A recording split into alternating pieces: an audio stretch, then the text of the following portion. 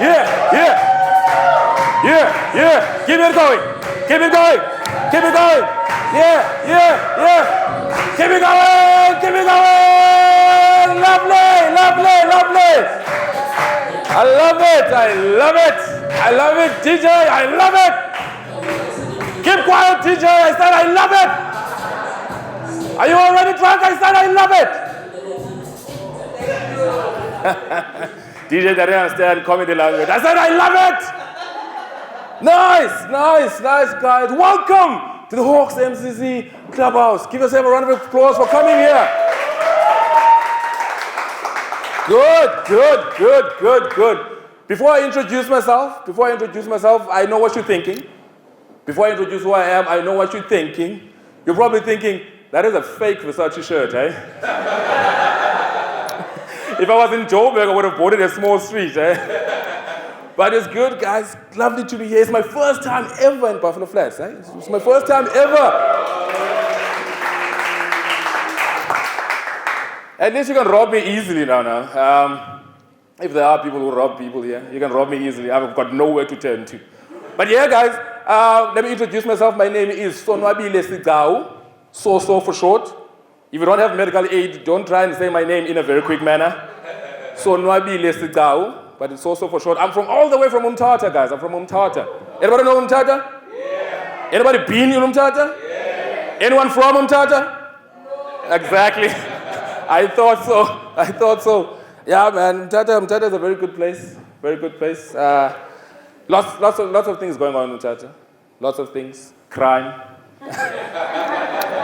I mean, that's the only thing that's happening in Umtata. That's our selling point. And you know what, right? You know what in Umtata, it is stated that in Umtata it's the number one place. All the escape is the number one place where you can get murdered. It is number one. Ranked number one on places where you can get murdered. And why the hell do you think I'm here? Why the hell do you think I'm here? I'm trying to run away, guys. I'm running away. Yes, guys, I'm from Umtata. Thank you to Roscoe and Prince for inviting me to come here to do some comedy with you guys. Lovely people. I can see that we're going to have a good time because your energy, your ears is quite strong. And with that energy, I'm going to take it and give you my energy back. We're going to be quite good. Now, as I'm doing this comedy here, right, I like to do my comedy and also get a feel of the people inside the room. You know, get to know each other, right? Like a sir with a glass here. You're looking so suave and posh, my man. So suave and posh. You're like, to hell with the people drinking beer, I'm drinking wine. What's your name, my good man? Rida. Rida. You read and then you're like, oh. Rida. That's a nice name. What does it mean, Rida? Acceptance and completeness. Wow. Very bougie. Acceptance and complete. My name is Sonwabile. Sonwabile. You know what that means? It's closer. Meaning happiness.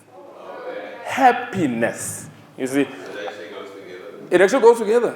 Right, man. It's good. What kind of wine are you drinking this, sir? It's Robinson's. Quite good. What do you do for a living, sir?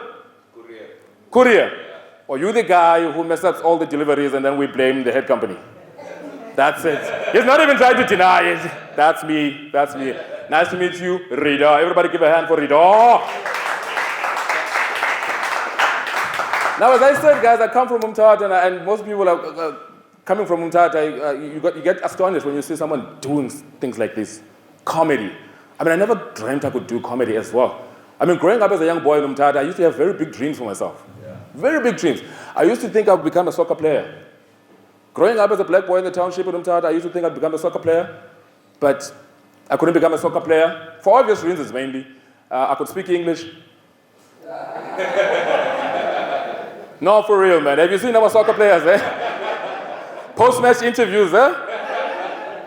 Hi there, you just won the Man of the Match award. Who would you like to thank? I'd like to thank my mom, my dad, and both my parents.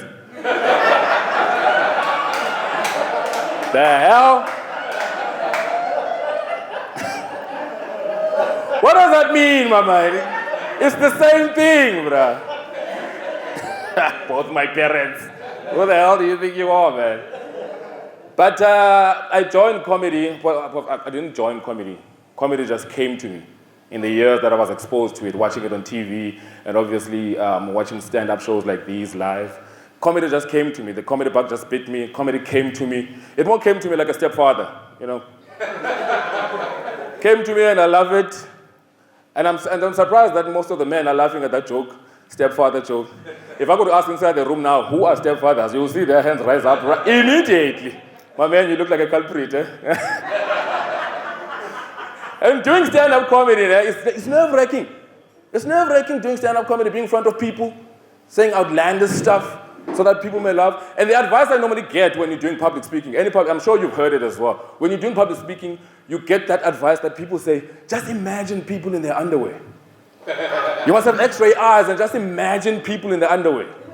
My man, you need to wear some. I can see you are very naked under there. You need to wear some underwear, chief. You need to wear bear or something. Jokey. Mr. Price, I don't care. I don't just wear something, man. Because, hey, my peripheral vision of you is like naked. But it's quiet, man. It's quiet. Living in Umtata is hard, guys. Yo, living in Umtata is hard. But before I did comedy, guys, I used to work at a bank. Yeah, I used to work at a bank. Yeah, I used to work at a bank for 10 years. I used to work at that bank that recognizes itself first nationally. Yo, my man is confused, eh? My man is confused. First National Bank, my man. First National Bank. I used to work at...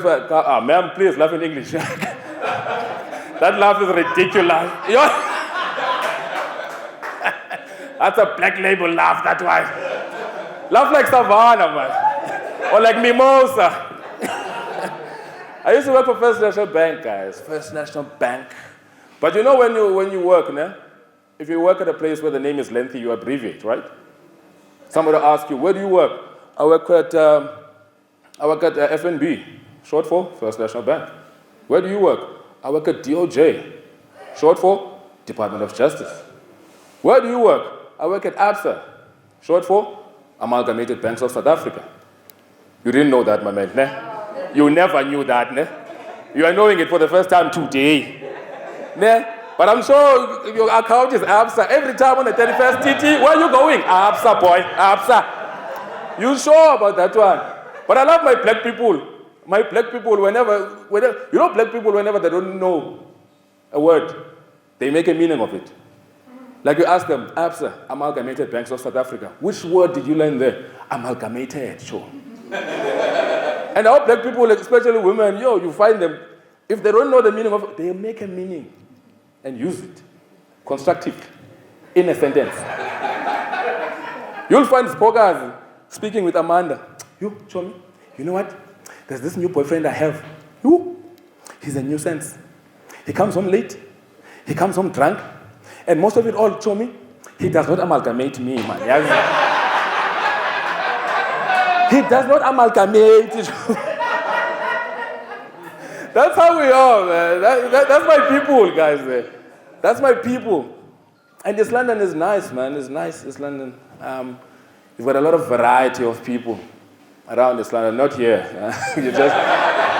Not here. You just got one. You're just one of the Rainbow Nation. Yeah. You got a lot of variety around in East London. You've got white people, black people, and colored people. In Umtata, we've also got black people, but there are no white people. Eh? Now, you must be wondering, where are the white people? We killed them. We killed them, man. We killed them. No, but there are still some very few white people around, see? They are still quite there, lingering in the bushes around. I mean, when we see white people now, white people used to be there in the 80s. And they're still lurking around even now. But when we used to see white people back in the 80s, we used to say the same thing. Even now, when we see them, we say the same thing, but with a much more different kind of energy. Because when we used to see white people back in the 80s, whenever a white person, you say white person in town, we're like, oh, fucking white people. Fucking white people. But now, you see a white person in town, you say the same thing, but with a different energy. You're like, wow, fucking white people. Where have you been? I've been trying to kill someone. But yeah, man. But I love white people. I love white people, man. White people, they are becoming extinct in Umtata. They are slowly becoming extinct. They are like the rhino. Whenever you see any one of them, you need to keep them in the back pocket, just in case. Just in case. I was speaking about the rhino. I don't know if you know about this. The rhino is becoming extinct, guys. And every people is concerned about that stuff. White people are saying, save the rhino. Oh, we need to protect the rhino. Save it. Let me tell you now, gents, as black people, we do not give a fuck about the rhino. We don't care, guys. A rhino. We don't give a five bob about a rhino. I'll tell you why. If you look at your money, our monetary system, the 10 rand. The 10 rand has got a rhino in it. But us black people, what do we call a 10 rand? A tiger. We call it a tiger, my man. We couldn't give care less about a rhino. Rhino. Nah, guys. In Umtata, I live with my family. My dad, my mom, my sister. But I've got a very weird relationship with my dad, Very weird relationship with my dad. My dad is a different character. I mean, like, for the thing that I do, I'm a very disappointment to him right now. Because the man sacrificed everything. Took me to high school, took me to varsity, studied degree, financial information systems. For 4 years, I've got a BTech on that shit. I'm boasting right now. But I passed with flying colors, got a BTech. Now I'm in front of you telling jokes for a living. My father is very disappointed in me. Very, very disappointed. And every time I tell him that I got a gig, he always wants to know. It's like, so tell me, what are you doing nowadays? And it's my father's very backwards, you see. He's educated, he's got money, but he's very, very, very, very, very. Because I asked him, I said, Dad, he asked me, what are you doing right now? I'm like, I'm a comedian, Dad. I'm a comedian. He's like, what the hell is that? He's like, no, my dad, it's spoken word. Like, I get in front of people, I tell stories, and for them to laugh. They're like, okay, it's a stooge, You're a stooge. I'm like, no, my dad, it's not a stooge, man. It's spoken word. I know, I'm a word lyricist. I say some things, puns, innuendos there, and people laugh. Like, my boy, that's a stooge. I don't care how you say it, that's a stooge. But with the relationship that we have with my dad, like I said, it's very ambiguous, peculiar. Because my dad is very close with my younger sister. My younger sister is like 30 years. Yeah, she's 30 years old. And she's very close with my dad. And peculiarly so, my sister always likes to date. Like different guys. She can't keep a relationship. Never. 3 months, it's Thabo. Another 4 months, it's Llewellyn. 6 months later, Roscoe. On that tip. But now, recently, she found a new guy. And she was convinced that this is the one. This is the one. And she went to tell my dad. Discussed it with my dad. And she was like, Daddy, I got to speak to you about something. It's like, what, my child? Daddy, I finally know now a method on how to keep a man. And my dad was like, all right, let's hear it. All right, Daddy, it is said that a way to a man's heart is through his stomach. And my father replied, hey, my child, I think you are aiming very high.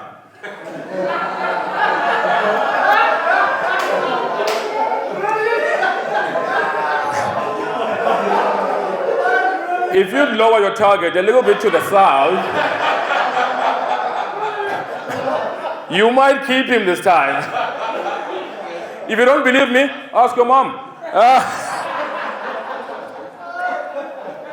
True, man. Yo, bruh. It's hectic. But with that, dating, I'm going to talk about dating a little bit later. But I'd just like to acknowledge that I'm performing right now in front of a colored people. You guys are making me very comfortable. Very, very comfortable, because at least you're not going to rob me. You're not going to stab me. The mere fact that's making me very comfortable is that you pay to come here and see me. You paid, guys. I'm feeling like a celebrity right now. I think I can appear on TV right now. Simunye! Oh! Back in the day, I love it. I wish I could appear there. But with colored people, guys, I love colored people because they create, ambiance in certain situations. Ambiance. Like, with this comedy thing, we travel around. Travel to Cape Town, Johannesburg, right? Johannesburg, Cape Town. We do comedy shows. Like Prince normally does with his shows, travel all around the country. Now, I was doing a show also in Johannesburg. I traveled from Cape Town to Johannesburg by plane, and then I had to return back. Now, there's a difference in those flights with the captain. When the captain is white, when the captain is white, you feel like, nah, you are going to arrive.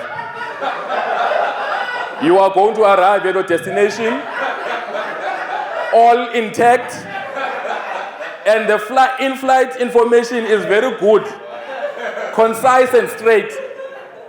Because it all starts when you're about to check in and embark the plane, right? You're checking in, get your boarding pass, feature your luggage, it goes around, they pack it around there, and then you get to see the flight captain going to the plane with the air hostess. If it's a white guy, he's all poised. All poised with the hat and the briefcase, stature, walking around, greeting his passengers. Hi there, how you doing? Hi there. He's walking with confidence. Even you on the line getting on that plane, you're like, this guy's gonna fly the shit out of this thing. He is, because he's got the thing. And you even get more convinced when you get inside the plane. You get inside the plane and then they give you the plane information as they take off, mid-air, over the intercom. The captain arrives. Boom, boom. Good afternoon, ladies and gentlemen. This is your Captain Smith speaking.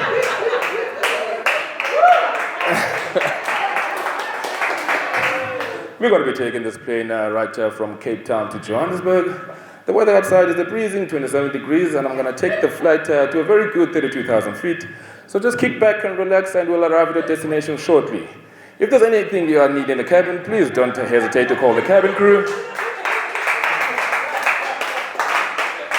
Just kick back, it's going to be an easy ride, and you'll arrive in Cape Town shortly. Boom, boom.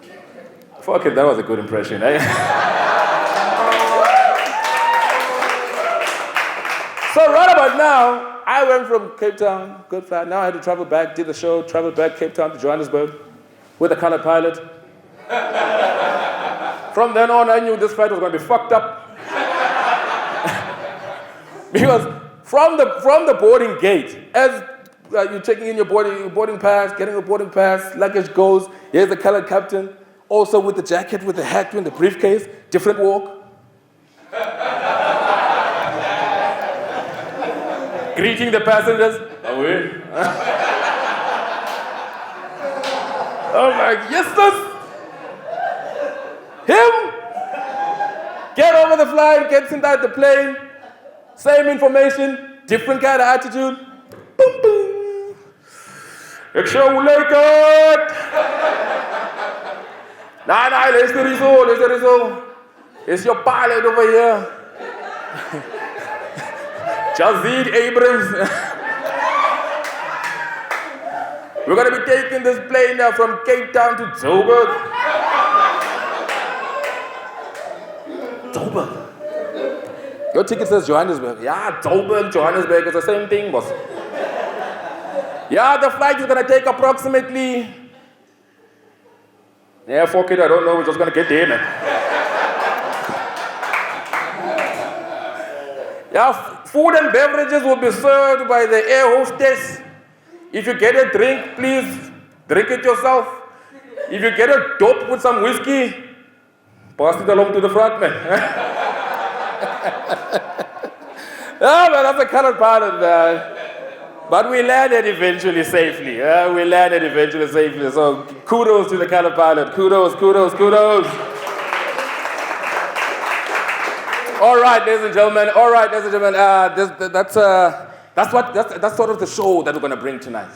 That's sort of the energy that I'm going to bring tonight as I come up here on stage. And also that's the kind of performance that the other comics, my friends, that are going to bring on here in front of you guys. So when they come on the stage, I want you to give them the lekker geest and the lekker energy that you're giving me right now, so that also they can perform to their best, right? All right, let's do a practice run of the geest that you're going to give them. You see? Okay, I love it. I'm going to call on the next comedian on stage. I've heard that she's done comedy around about here a couple of times. She's a very, very, very entertaining young lady. And if you would look at the poster, it was all men over there, and it said, and many more. She was there, many more. But she told me right about now that she's in many more, but she's come with dynamite, and that she'll give you a blast of a show, and that you should enjoy her like eat some more. All right, ladies and gentlemen, please welcome coming from all over there. Give her a round of applause and go crazy for my good friend, Melissa Chintu!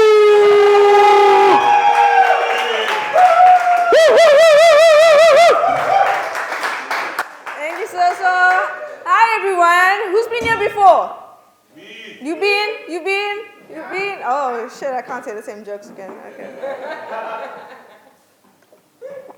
It's water, guys. It's water. All right. So, you're going to hear my dating stories. I've got another dating story for you. I'm in my 30s, and I decided maybe I can date younger. And I can't. Because the person you're dating has to understand the trauma that you've been through. Okay? They've got to understand the struggles, the fears that you've been through. You know, when you're communicating, you battle because you don't speak to your mother. You have abandonment issues because your father left. And this communication needs to work, and they have to understand, that very moment when your soul cracked. And in the 90s, I grew up in the 90s, and I can't date someone who didn't grow up in the 90s. It was a very traumatic time, okay? It was post-apartheid. You know, there was gang violence, there were taxi wars, there was unemployment.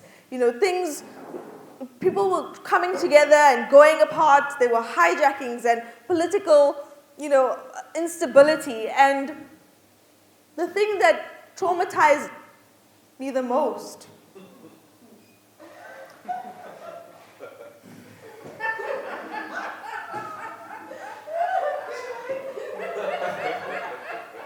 It's traumatizing. The thing that traumatized me the most in the 90s was when Madeleine got possessed by the devil.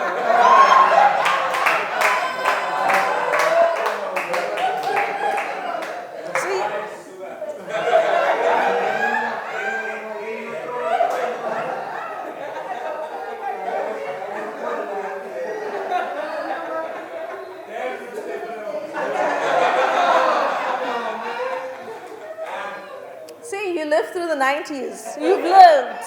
A 20-year-old does not understand this. Okay, so if you don't understand the reference, there was a program called Days of Our Lives. It's been on the air since 1965. That's 60 years. What's the byline? What's the byline of Days of Our Lives? And through the hourglass, so are the days of our lives. So I was preparing for this, and I asked myself, how many grains of sand are there in an hourglass? And it was 36,000 grains. Do you know how many episodes of Days of Our Lives there are? Over 15,000. They're halfway there, guys. They are halfway there. So when Marlena was possessed by the devil, how many episodes? Take a guess, how many episodes were there between 1996 and 1997 of that one arc when Marlena got possessed by the devil? 50? 40. How many? Guys, 180 episodes. Not joking. And then again, in 2021, she also was possessed. They carried on the same arc for another 70 episodes. And this is traumatic for me because this was longer than my parents' marriage. Except that my father didn't come back. See, the trauma, the childhood trauma. Okay, so that was that, and then I was put in front of the TV, and this is how I got up, and then, okay. So now in 1996 came, it was illegal to beat your kids, right? So my mother used psychological warfare on me on discipline. Okay, so she put me in front of the TV and she showed me Marlena. Okay, if you don't know what happened, right? Right, Marlena, have you watched the Exorcist or something like that, and demon possession? You've seen this. It's like when your Auntie Bronwyn comes for the weekend and won't stop drinking. It's possession. Right, so if you don't remember Marlena being possessed by the devil, she was there. This white woman was there. The devil was coming. She was shaking. You know, she was floating above the bed in this beautiful nightie. And she had this deep voice like the devil was coming out of her or something like that. Remember all of this. And I know what you remember the most. What do you remember the most? The yellow eyes. Right? You remember this. Right? And then there was a pastor. He came and she was like, you need Jesus. And I was like, yes, she needs Jesus. Okay. So now my mother is watching me watching this, and she's using psychological trauma to make me a good child. She's like, you see how she's shaking? That's alcohol withdrawal. You see how she's imagining the devil in her? That's the weed. Right? That's the weed. You see her levitating into the air. That's literally why they call it getting high. And what about the deep voice? That was, my child, that's just smoking and throat cancer. But mom, what about the eyes? My child, you see she's sleeping around with everybody, right?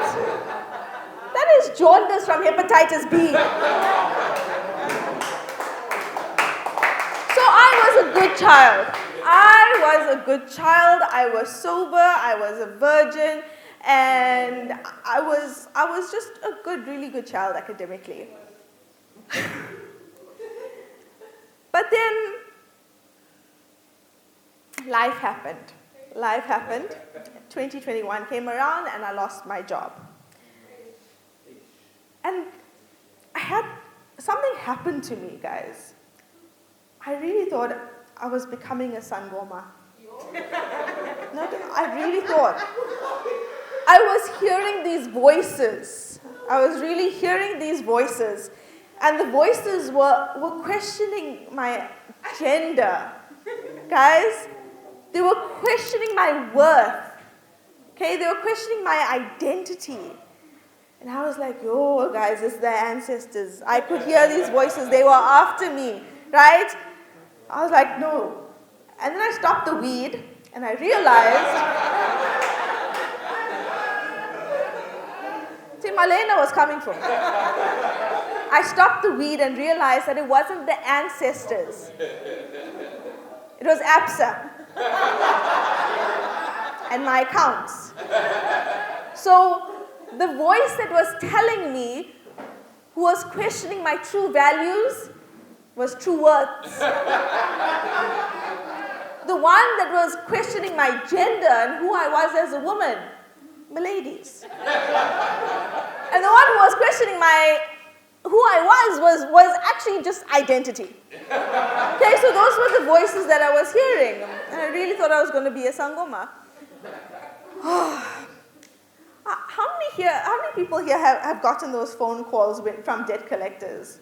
Who's gotten it? All of us. And what do you do? What do you do as soon as you get it? No, what you do? Take the phone. Tell them I'm not here. Tell them just take the phone, right? But I didn't give the phone to anyone. I did it myself. And I called on my own ancestor, guys. I summoned my own ancestor.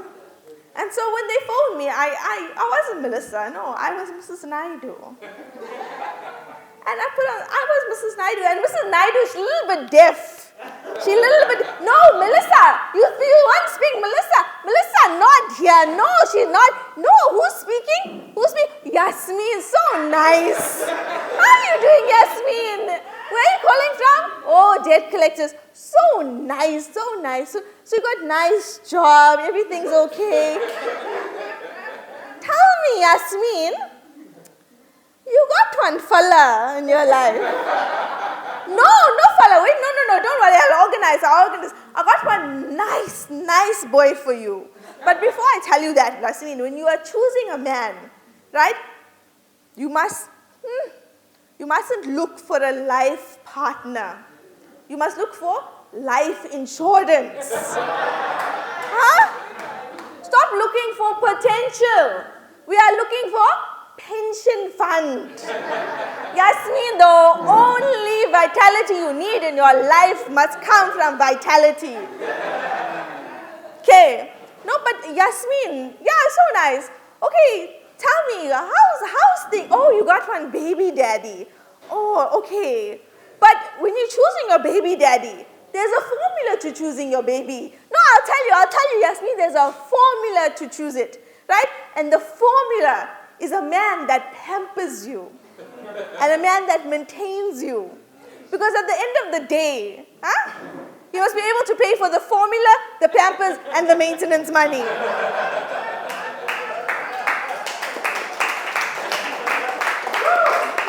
Right? So leave the baby daddy one side. You must find one Indian fella. No, I know, okay. I know, Yasmin, that the Indian fellas like toes. Listen, Yasmin, I'm telling you, I know the Indian fellas like toes. They'll tell you things like, you are my soulmate. They'll tell you these things, right? You mustn't believe them, right?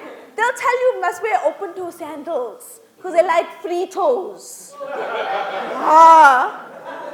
They'll tell you nice things like your toes look like knickknacks, right? And they'll tell you they want to nibble on your calluses because they like big corn bites, right? By the end of the day, all those men want is just a fling. All they want, Yasmin, is just a fling. But Yasmin, you Muslim, isn't? Oh, shame. No, I know about the Muslim men, isn't it? I know. They circumcised, isn't? Shame, Yasmin, you know what that's like, eh? You paying full price for something that's 25% off. And that's when you put the phone down? And I avoided these people for 5 years. And then something happened, guys. Karma caught up with me because just like Marlena, in 2021, my car got repossessed. Guys, this audience, well done, thank you. So, where is my so-so? So-so, well done. That was nice. Melissa, one more time! You know that child is funny, nah? I think I love that that Indian auntie accent. Where's the DJ? DJ probably drunk somewhere. Nah, it's good, guys. It's good. I'm lovely seeing that everybody's got a dope. Drinking. So, what you drinking? Castle Lager. Good. That's been your kryptonite since forever. Nah? You go weak when you see that thing. Good, guys. Black label over there. Yes, good. Share us that laugh, that black label laugh again. Back over there, what you drinking? Excuse me? A foul Coke. What the hell is that? I know there's some Coke in there, but what's the fail? It's dirty. You dirty. Ladies at the back drinking. Oh, mimosa. We're drinking mimosa. That's not fucking alcohol. That's grape. I mean, that's orange juice, that thing here. I gotta have breakfast with that thing. At the back there, Paikamas from Mars. What is that? Black label. And the ladies drinking Breezer. Was that Breezer, right? And the lady? Savannah. I was looking for a person who's drinking Savannah. Just my luck. I was looking for the person that drinks Savannah because Savannah, I used to drink Savannah back in the day. How's the Bluetooth is connected? I used to drink Savannah back in the day. But Savannah, let me tell you a story about Savannah. Savannah makes you, it makes you lose your senses. It makes you lose your sense of morality. It makes you lose your manners. Yeah, makes you lose your speech. It makes you feel like you're the boss, man. You can tell everybody off. Because Savannah has this thing, né? Because you must not drink more than 6. Otherwise, shit goes awry. It's downhill from there. You must not drink more than 6. What size must it be? The idea of the small one. Funny, you should. The idea of 6 of the small one. Hey, no matter which one, man, the result is the same. Because it makes you act like so, Savannah. Because you could be at the tavern. You could be at the tavern with your Savannah 6-pack. You know, the tavern was everybody's drinking, having conversation over there. The music is blurring. Somebody's having a conversation over there, over here, over here. Now you come there alone or with your mate, and your mate is sitting over there, and then you with this Savannah. Now be careful. The number is 6. Don't go to 6. Stay within the realms of 3 and 4. Because if you go above 3 and 4, it's in the heart, bro. So now, it goes a little bit like this when you drink a Savannah. Because people are chatting with their conversation, and you don't know anyone at that point in time because you're alone and you're sober as hell. And then you start over. And always you're sitting around here, person here, talking, and the bin is over there. The bin is always over there. And then you listen to this conversation, vibe to the music, and then you open your one Savannah. And then you start drinking. As you're drinking, you think to yourself, I'm going to have a good time here. People are having fun, joining, nice conversations. And then all of a sudden, you somehow get inquisitive. You want to hear the conversations going there. And then you hear this outies or this couple or whatever, they're talking. Maybe they're starting a fight or whatever. And the other one is explaining to him why is not the case so. And then you're listening. And you drink your Savannah. And then you think, nah, man, this guy is talking cock, man. Nah, this guy is talking cock. And then you open your Savannah, you take the lid, the cap, you score the cap into the bin, and then you drink your Savannah, one down, gone. And then you're thinking, it's still going to be a quiet night, man. Everybody's vibing. You into your second Savannah,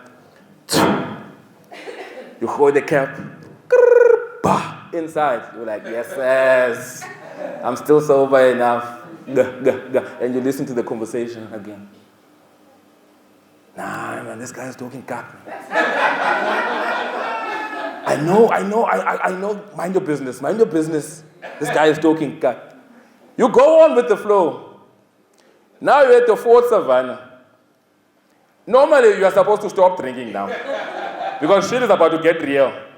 And you know that shit is going to get real because you open it, the same like the first 3. You go to the bin, it misses the bin, goes on the side. You'll be like, fuck! Maybe I'm getting there. Slowly but surely, then you take another sip. And then you listen to the conversation. And then you still again like, nah, this guy is talking cock, man. Still, this guy is talking cock. You're on your 5th Savannah. Now shit is all wrong now. All wrong. You open your 5th Savannah. Open your 5th Savannah, and now you tell yourself, I'm not going to throw this cap in the bin. Let me just drink once more and listen to this conversation. And then you listen to this conversation. And then you start getting the plug in you, and then you say, nah, bro, I told you you're taking cock, man. I told you. Now that's Savannah for you. That's Savannah for you, man. That's Savannah. Melissa was also up here talking about sangomas and stuff. Yo, sangomas. I also wanted to become a sangoma, guys. Serious, I wanted to become a sangoma. I missed my calling. My phone was on silent. I missed it, seriously, man. But you know sangomas, eh? I dated one. What? I dated a sangoma. Uncle? Yeah? Have you ever thought about, dating a sangoma? Guys, you'll never, my man, the most exciting yet strangely beautiful thing ever. It is fucking scary, but the ambience,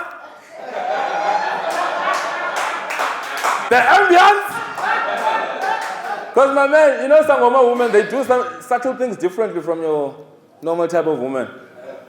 Especially during. During love making, it is hot, but scary at the same time. Because when you are busy with a normal looking woman, sister,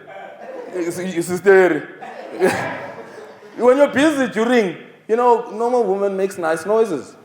The normal kind of noises. So right there.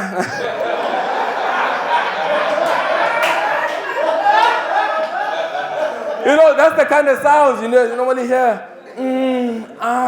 But when we're with a sangoma woman, it's different, guys. Very, very different. Especially if you're hitting it from the back. Very awkward moment.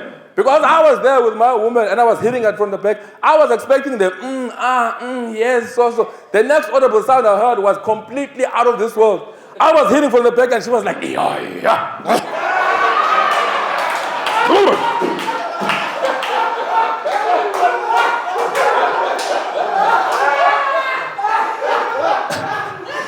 And she kept on doing this, Marcos, I mean, that happened to me, and I was like, yes, what the hell is this here? But I thought, you know what, boy? Keep it into character. Be where she is. If she is like that, I also will be like that.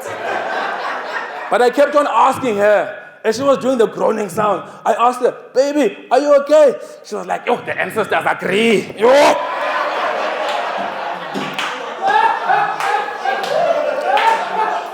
They agree.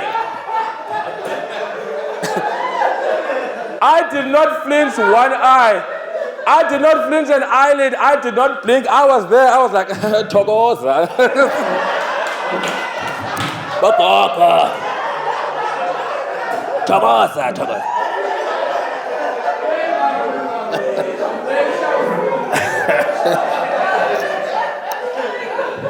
I once performed that joke in front of my mom and she was like, yeah. Yeah, man. Yeah, I've still got a lot of crazy stuff to tell, man. I want to tell them, but I still got a lot of crazy stuff to tell, but I need to bring on the next guy. My DJ, I hope you're ready, right? I'm going to bring on the next guy, guys. Very good friend of mine. Actually, this is one of the pioneers. Of comedy. Right about here. I met him last year. Was it this year? This year, yes. I met him this year at the beginning. I met him this year at the beginning of the year when we were doing comedy Wednesdays with Prince and I out in Berea. He came around and says, guys, I love what you guys do. I would like to jump on and try out some comedy. We're like, come in, bro, pull in. Let's see what shit you got to talk for the people. He went on stage, absolutely died the first time. But he kept on coming back, persisting. And guess what? Now he's running shows of comedy all around Eastern Cape right now, and East London especially. So he's a very good guy of mine. DJ, I hope you got a banger track coming for him. Ladies and gentlemen, he's one of your own. He's the one that organized all this place together, and he still will organize many more. Ladies and gentlemen, go crazy, go wild, and go insane for my friend, Roscoe!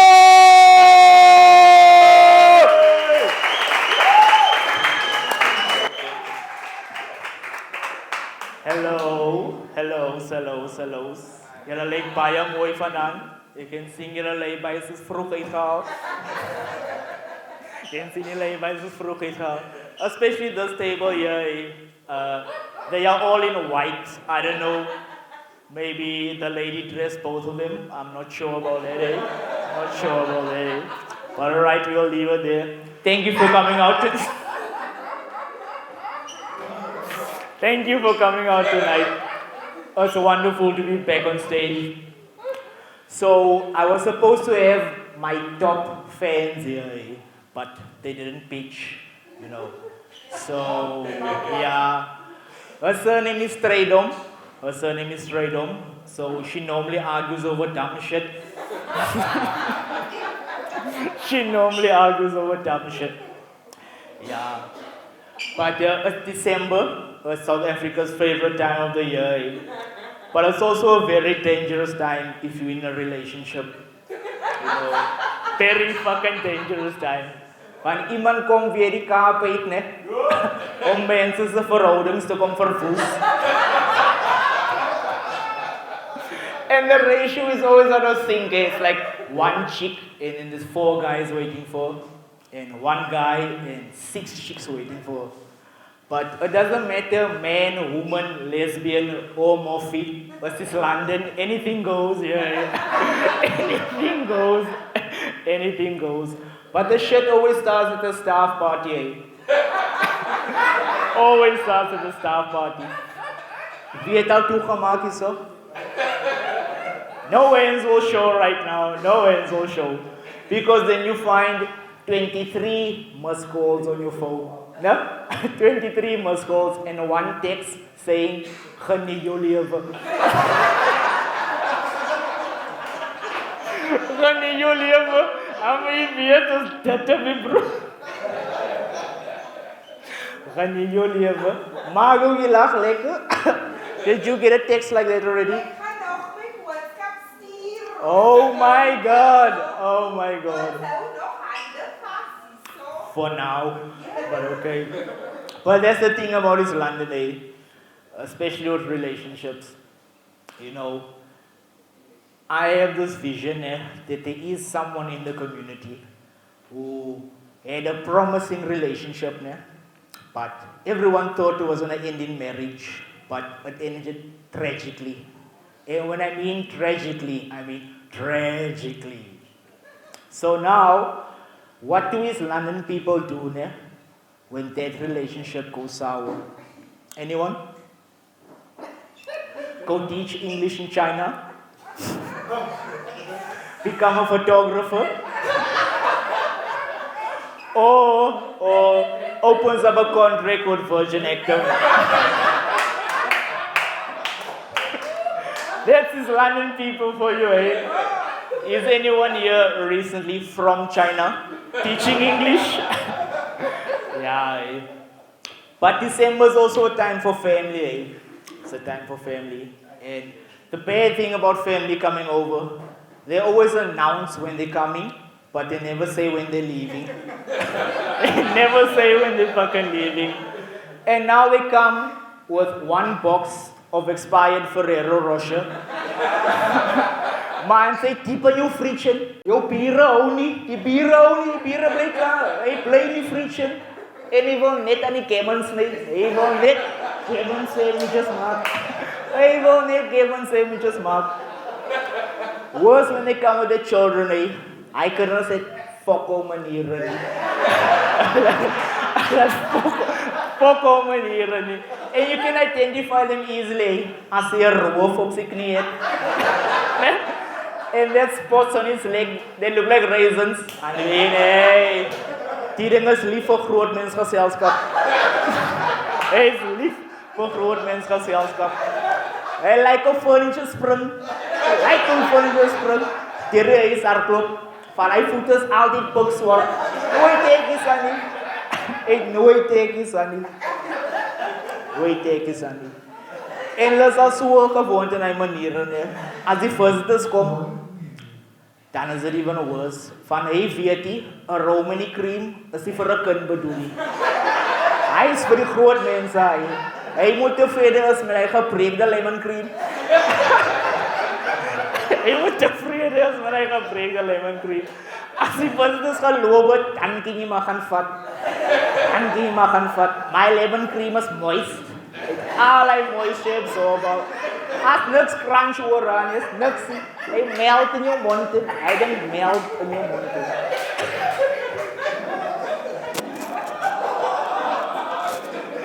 Julle weer maar wat praat ek. Julle dog gevaar af by lemon cream. My dink ons keer like, yes, wat die was dit as my visitors. Yeah, I son's a colored man, so for us. But you know the funny thing about colored people, there's this thing called colored maths. Colored maths. Yeah.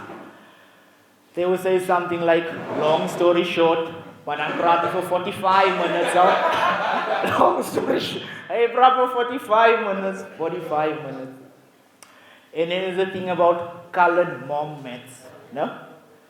If you lose the house key, dan het die hele lokasie sleutel van die huis. Almal gaan kom inbreek. Die daar klomp kies van hoor. Almal het 'n sleutel van die huis nou. Almal het 'n sleutel van die huis. Seems like you lost many keys, You lost a lot of keys. Yeah. But just a disclaimer, I'm not here to offend anyone. No, it's just jokes. It's not a dig. Don't take it so hard. Don't take it so hard. Speaking about dig, two prostitutes are standing on a corner. The one says, I know it's going to be a good night tonight. I smell cock in the air.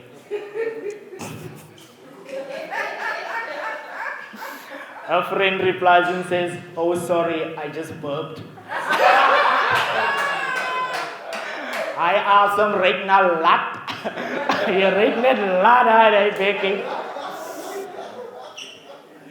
Yeah. That is my style of comedy. Everybody can relate. Like for me, as paya bara ni quickly and for right? Yeah. But for me, it's imperative for me to move out of the area in order to be successful, because I don't have the capacity for these people here in Papa Flats anymore. Really, I don't have the capacity, because they are lured in a false sense of security by the main road, because there's nothing going on in the main road.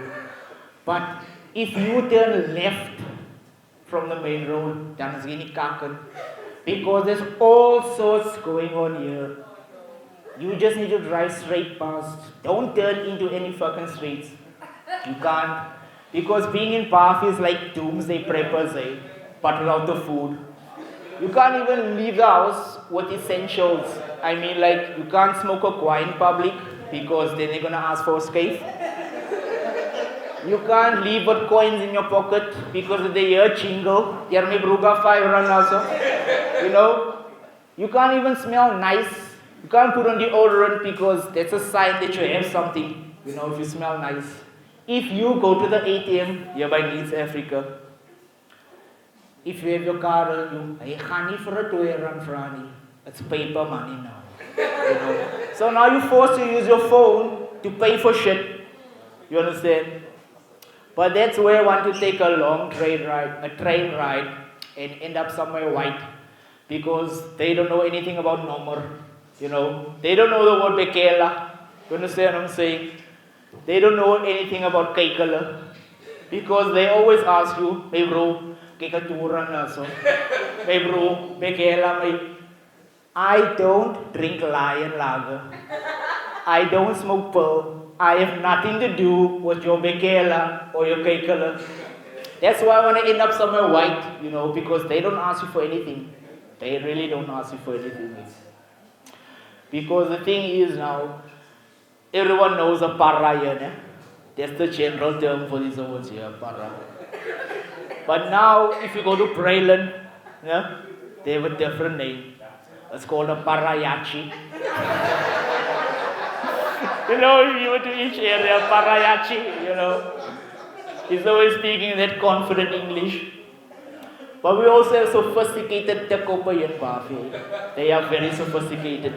Some might have a driver's license, you know. They could have a trade, an engineer or mechanic, you know. But even when they ask you for a tour and, you know, it feels like someone that is reciting Shakespeare to you, you know. When you get to the shop, they will be like, sorry sir, could you furnish me with a tour and so I can nourish my body with a fat cake? It's like your fat in your makunya, it's a fat cake and she go, yeah, bro, you brown a fat cake, cake with tennis gate. You know, yeah, but that's party for you, eh? But I love being here in the area because it's very diverse, you know. We have like colored people here, we've got Indians here also, but just like 3 families of them. There are only 3 Indian families that I know here. There one auntie who's famous for samosas. Her surname is probably Mudli, you know. But she also has the 2 rivals though, Naidu and Pillai. They are famous for roti and biryani, you know. But I'm here to see a white guy here, you know, like an actual white guy staying here. Because normally he could be a sales rep, or he could be a Jehovah's Witness, you know, going door to door.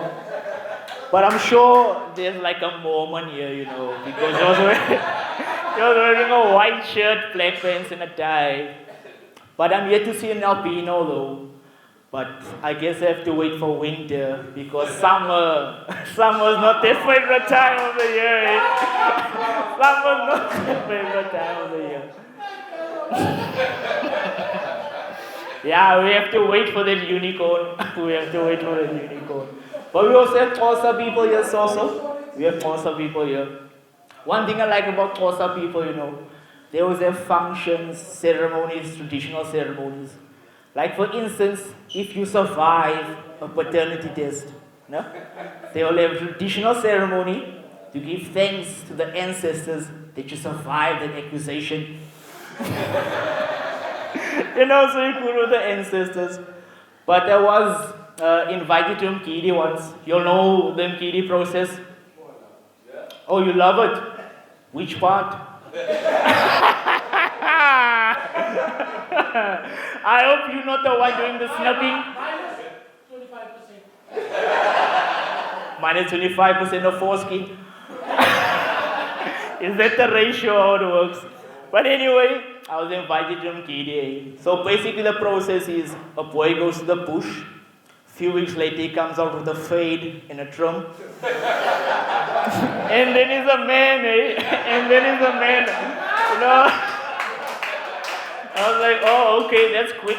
That's quick. That's fucking quick, eh? So now, at this party, it was in my street, eh? And these people spared no expense on this party. There was chow for days, liquor for days. There was even tits and ass for days too. You know, for someone, it was flat on top, there's gotta go in here behind. Yeah, so now as I'm walking in the street greeting people, everybody kept calling me my friend because they thought I'm a Pakistani. But I don't have a container, I don't have a container. So now I'm walking through the party. I overhear these 2 guys talking. The one bra says, hey bra, sell Antoni.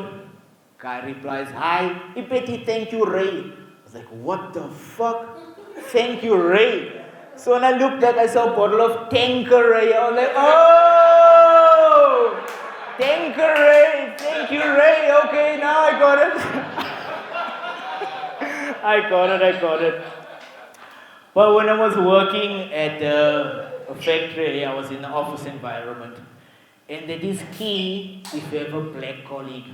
Because if there's white people in the office, that aircon is fucking set on Antarctica. That motherfucker is so fucking cold, it feels like a blizzard. But now here, this is where the fun part comes in. You know that sound when they scratching their throat from the inside? That is fucking cold because white people hate that shit. They fucking hate that shit. As soon as the beach leaves, I'm like, oh wait, got the remote, put that shit back to normal. So now, I thought of something that, if this chick is absent, how am I gonna make? So then I asked her, sorry man, if you make that sound again, can I record it? And she was game. She was fucking game because we both hate this fucking white woman. Because she's fucking killing us here with the cold. So I recorded it. I was like, oh, wait. I made it my ringtone also at the stage. It was cut funny. I just text people looking around. Hello. Yeah. So the time came and this chick, it was payday. Obviously she wasn't at work, you know. Yeah. So then the aircon was fucking full blast. The aircon was full blast. I was like, I got the ace up my sleeve. And I put on that sound. But then she looked around and saw that I'm the only one in the office. And I'm like, yo, my throat is itching. Did you also learn how to make that? And then she fucking left. I was like, oh wait, I got the remote. But then I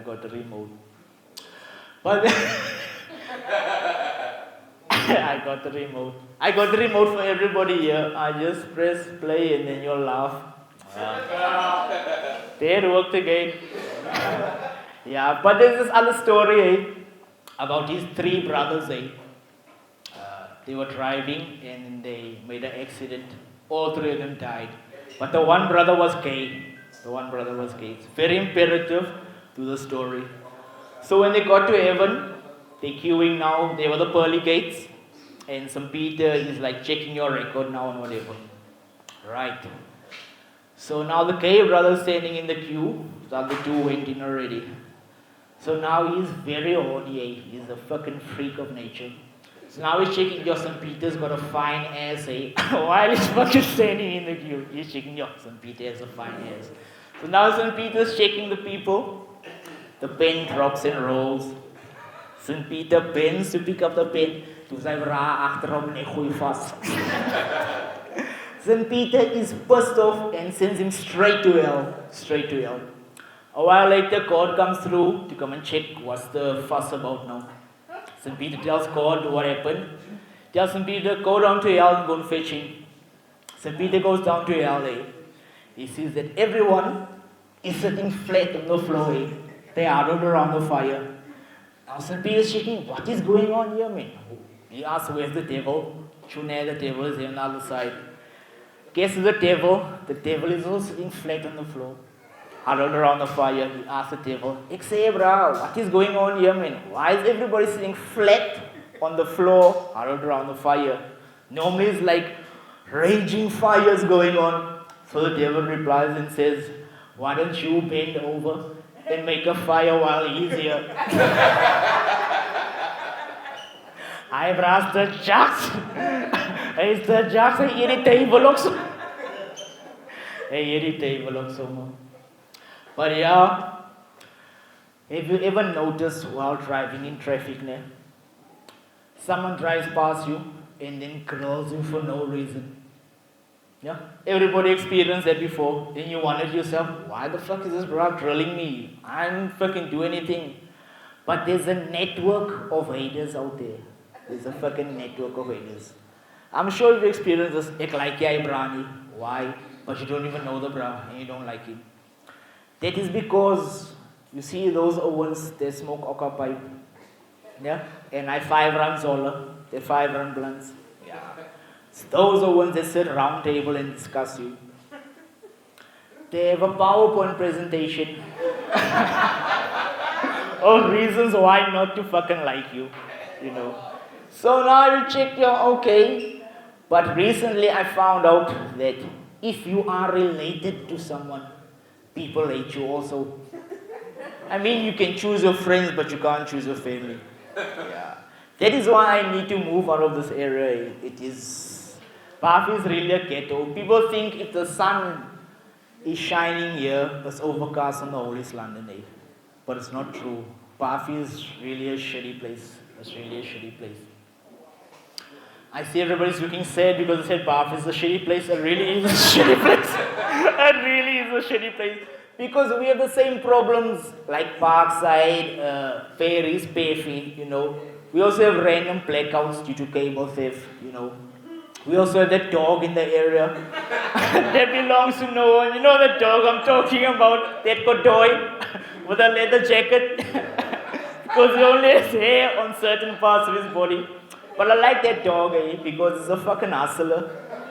Wherever there's a pride, that motherfucker is there. He is fucking there. He's fucking there. He doesn't know anything about Bob Martens. If you give him a Bob Martin, he will fucking die. He will fucking die. He will fucking die. Tick and flea powder, what the fuck is that? You don't know anything about it, shit. fuck is sticking flea powder? Yeah.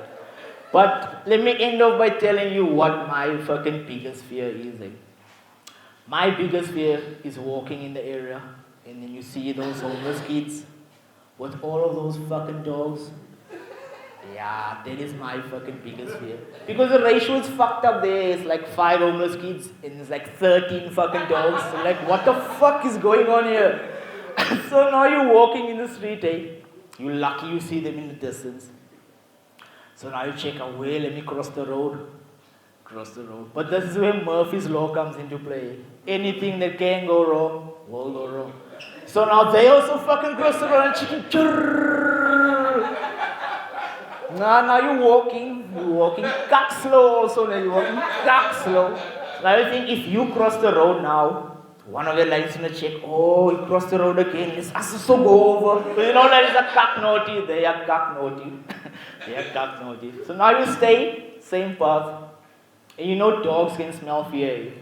So give me poopy fun. Otherwise, rake like beef stockers. So now you're walking past the dogs. If one of those dogs bark, the worst thing you can say is foot sick. Because then it's all over there.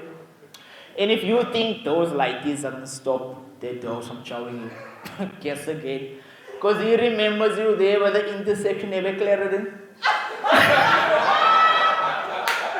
Yes, there was an intersection. And you were keeping yourself ultra cool, Bondi blues on, I'm a piano tracks pumping, and you were there with the window asking for touring.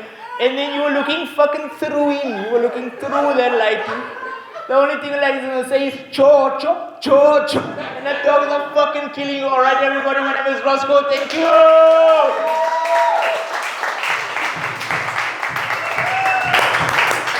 Nice up, brother.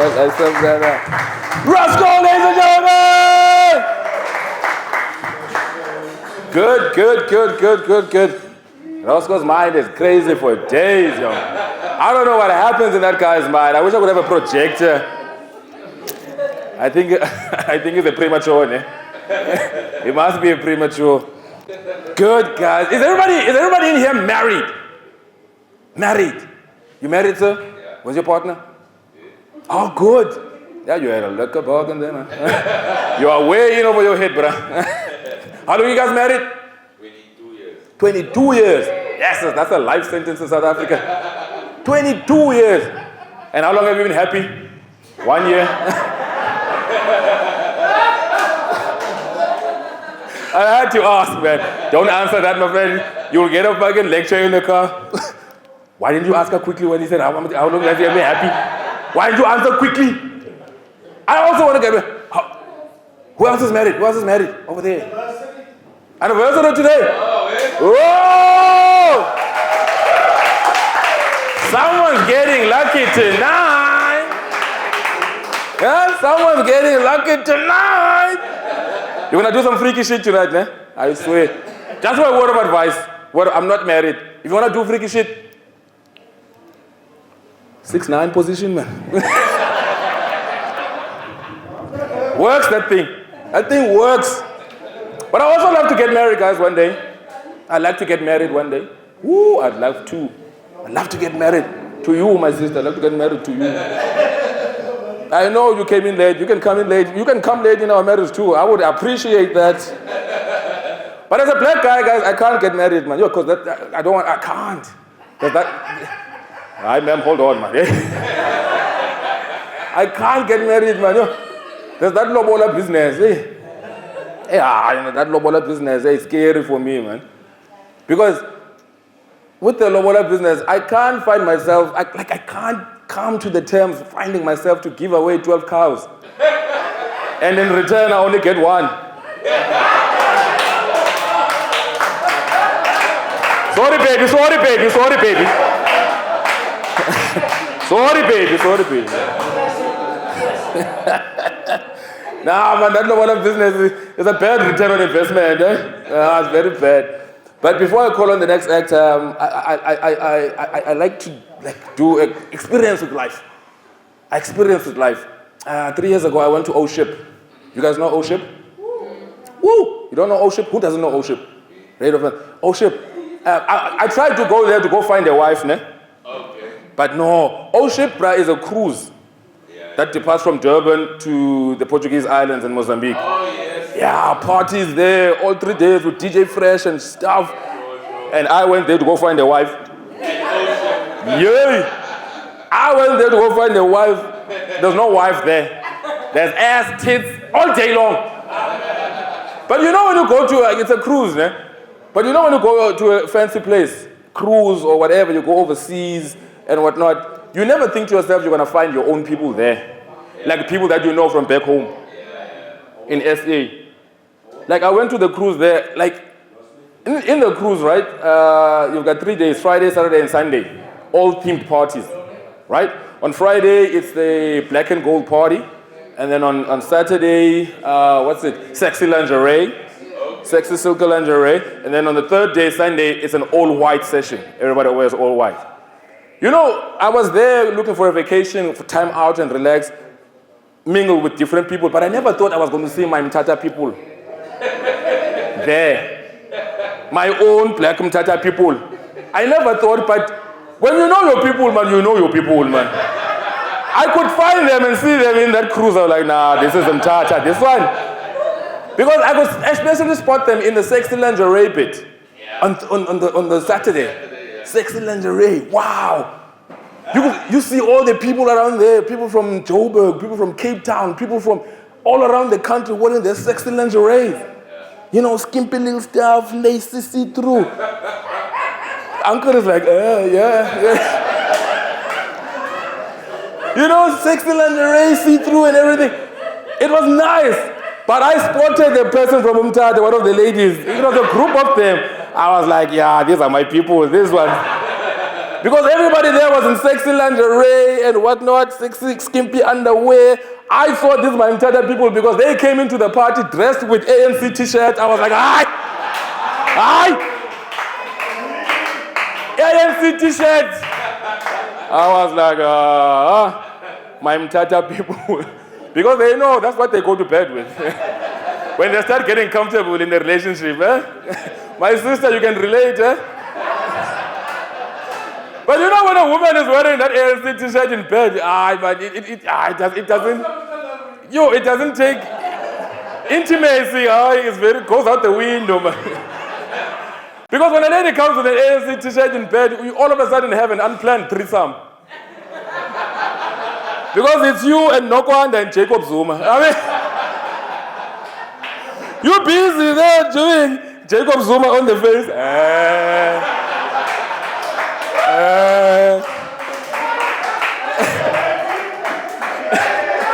And the tagline on the ANC shirt, it does not help.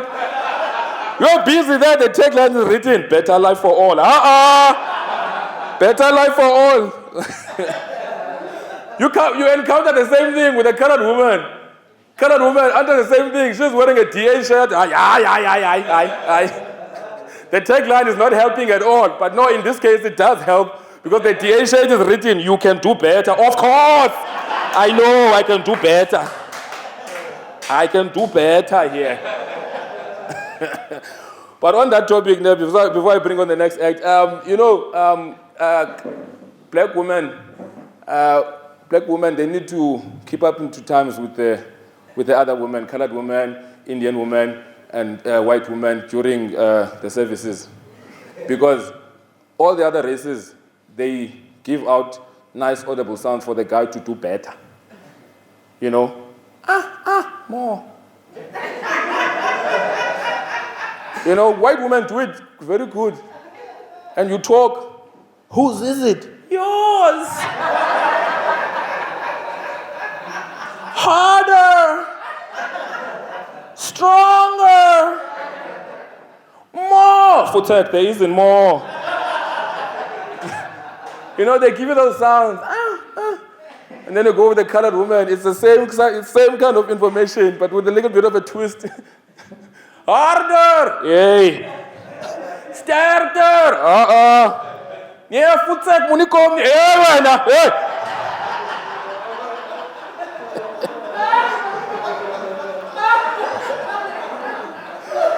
But our women, black women, they need to get in touch with that thing, Talk. Black women don't talk during the service.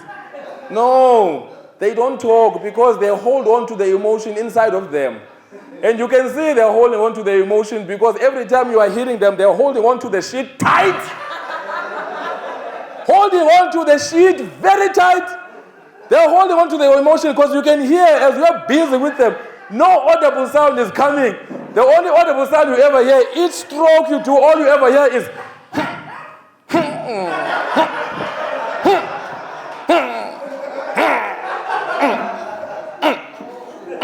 every now and then when you hit it right, you hear them to go, Hima.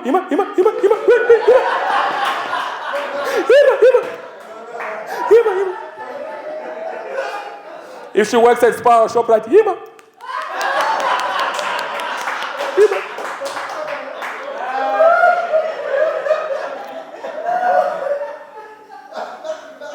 Okay.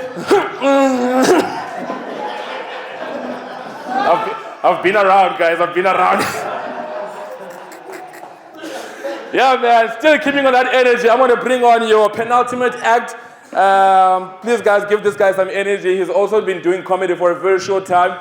But I think it's a very lovely act to watch. So please, with the cheers that we've been giving all the other acts, bring it up and keep your hands clapping for my man over there, coming all the way from the back. It's my guy, Rivers!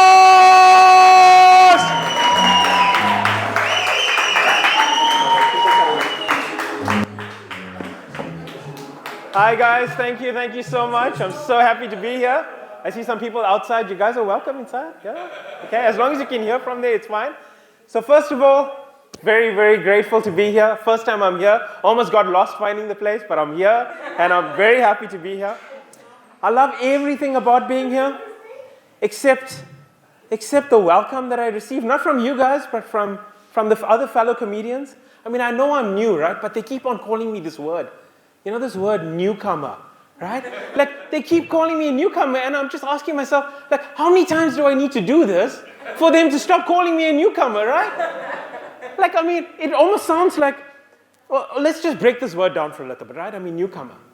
Newcomer. I see somebody catching on to this. I mean, it sounds like I'm new at, someone finish the sentence for me, please. Coming, thank you. Guys, I'm not new at this. Come on. I've been doing this ever since I was a teenager. I'm a pro. You know what? It's the one thing I can do in my sleep. Try that. Mm-hmm. And you know what? I don't want to brag, right? But I asked my wife, like, I mean, I'm not a newcomer. She said, no, you're not a newcomer. If anything, you're an early comer.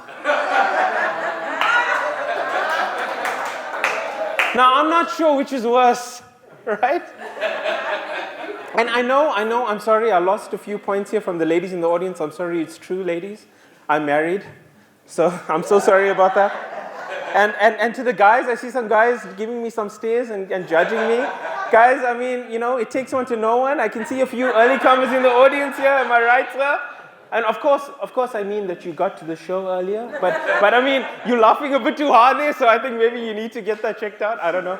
You see, for me, right? For me, I'm not ashamed by that term. I'm not. Because if anything, it's a compliment to her, right? It's a compliment to her. So I'm in the bedroom, right? And I look at her and I go, baby, I'm so sorry. You're just so amazing. I couldn't help myself. She goes, oh yeah? Well, do that again and you'll only ever help yourself. Guys, I blew it. And she didn't even see it coming. So, I love it. So I went to my doctor, right, for some advice, right? As one would do in such a situation. I went to my doctor for some advice. He suggested we try this thing called foreplay, right? Yeah. Worst idea ever. No, worst idea ever. Would you believe it? We tried that. Our bed just isn't big enough for 4 people. What a swing and a miss, man. Literally. Oh, man. No, really. So So instead, we got her a toy. You know, the one that goes bzzz. Ladies, you know what I'm talking about. I'm seeing some smiles there, okay? Or maybe you don't want to let on to your guys that you have one. It's okay. So we got her a toy, right? Which is great because now she's in bed, right? Getting all warmed up, calling me to the bedroom to fetch new batteries.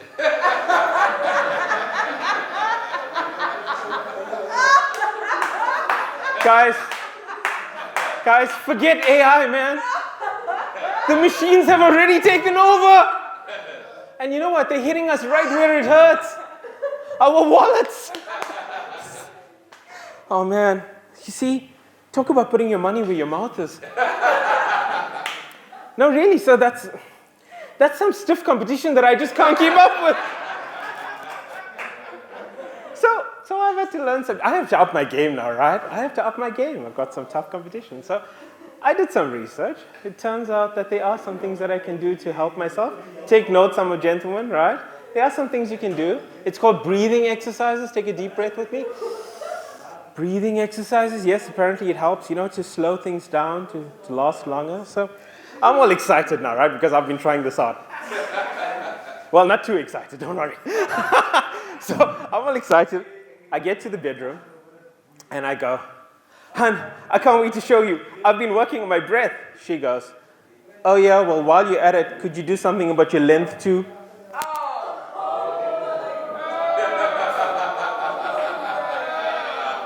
Guys, that was a low blow, man. And not the kind I was hoping for, sir. Yeah, oh man. So, I don't know. I mean, just when I up my game, she's not in the mood anymore. So, but the technique is working. That's what I wanted to tell you. Sorry, the technique is working. I promise, I can't fault the technique. The technique is good. Maybe it was I don't know, but the technique is working. I know this because now she's the one who passes out after sex. Okay, well, mostly during. Okay, so I wait for her to fall asleep first, but guys, these are minor details. We can move past it, all right? See, what I'm saying is that she begs me to stop, but I just keep going on and on about how good a lover I am. You see, she's asking me for a timeout. Except, I thought it would be a few minutes. It's been a few months now. Like I was saying, man, just when I up my game, she's not in the mood anymore. She blames menopause. Psh, more like menno stop, right? I think it's because of PMS, post-marital sex, which married men in the audience can agree with me. Yeah? Sir, you're on an anniversary today. Do you agree? Okay, I can see you don't want to jeopardize your chances tonight.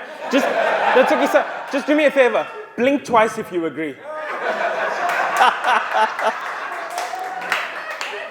No, but well played to her, man. Well played to her. I have to hand it to her. But then she hands it right back and I'm frustrated.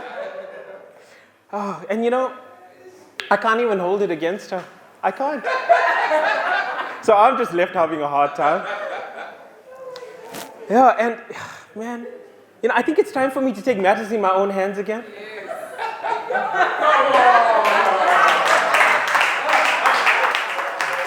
If you guys are listening to what I'm saying, I think I have to come to grips with it.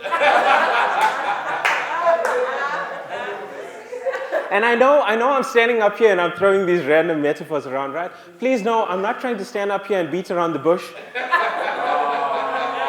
Because that's just going to leave a weird taste in your mouth. So I promise I'm going to shove a sock in it and not the other way around. But guys, no, really, before I leave though, let me just leave with some closing remarks. Speaking of socks, I've realized why we hang such a large sock on our fireplace at the end of the year. It's because Santa only comes once a year. Guys, I know I can relate. Oh man, guys, let me finish off. Thank you so much for this. Let me finish off by saying I'm sorry if my set was too short for you or if I rushed it. You guys are just so amazing. I can't help myself. Thank you guys, love you.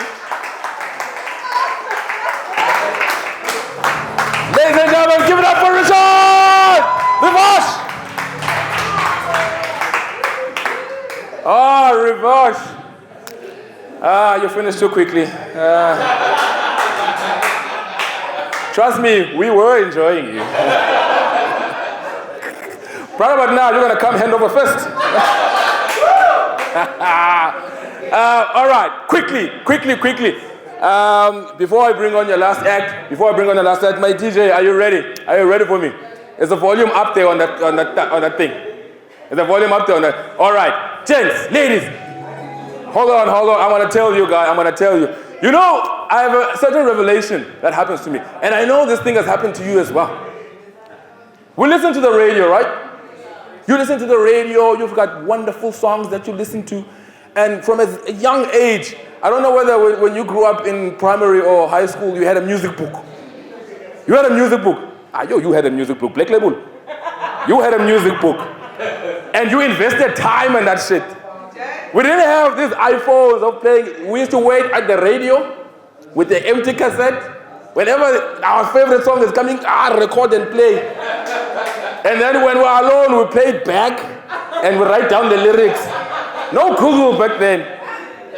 I'm stressing this point because they are favorite songs that we used to love. And we used to sing. But while we're singing them, we used to butcher the lyrics. If you can't hear what it said, you somehow fill in your own thing there.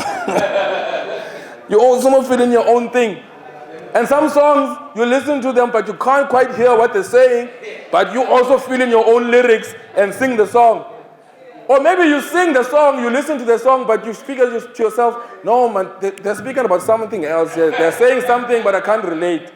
Like one of my favorite songs that I used to listen to was the theme song of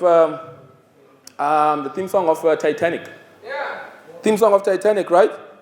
Oh, bro, I used to love near, far, wherever you are, I believe that I go. Yeah. When we got older, we Googled the lyrics, ne? And we found out it said, the heart does go on. When I was 13, when I heard that song, I felt it was singing something else. Because I felt it said, near, far, wherever you are, I believe that the hot dogs go on. I believe the hot dogs. My man, start that song at 58 seconds. Celine Dion.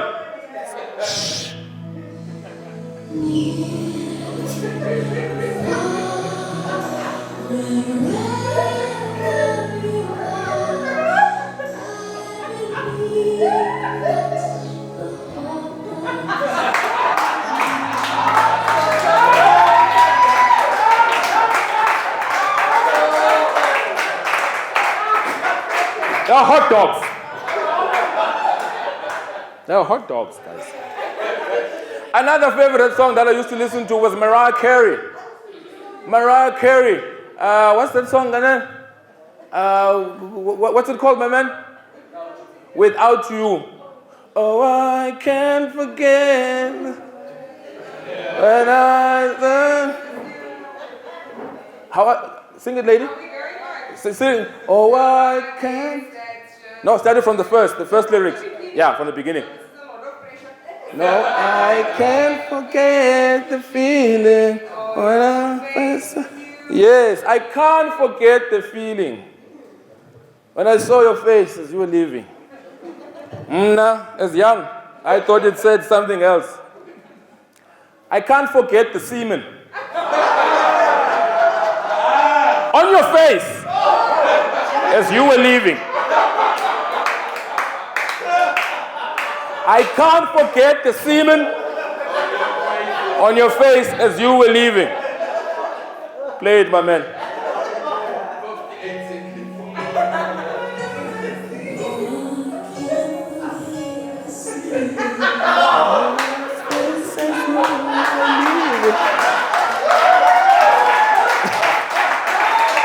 No, play it again.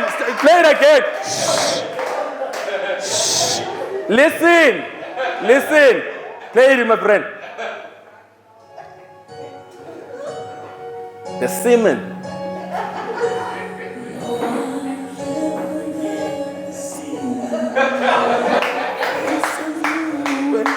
Yeah, come on, friend. Yeah. The what? The semen. Now, the last one. The last one. Now, you butcher the lyrics and they sing in English and then you butcher the lyrics and you put in your own version of what you think the lyric is. But sometimes the artist may sing in English and then at a certain point you can't figure out the lyrics, but you hold in your Afrikaans for it to make meaning to yourself. There's a song also I hold in my own lyrics, but I hold it in Xhosa. But I didn't just hold it in Xhosa. She actually says so. The exact words that I'm going to sing. It's a song by Tamia. It's a song by Tamia called "You Put a Move on My Heart." There's a part there where she sings Xhosa. She sings Xhosa. It goes on a high from 3 minutes 57 seconds. Hold it. Just said 3 minutes 57 seconds. She goes on.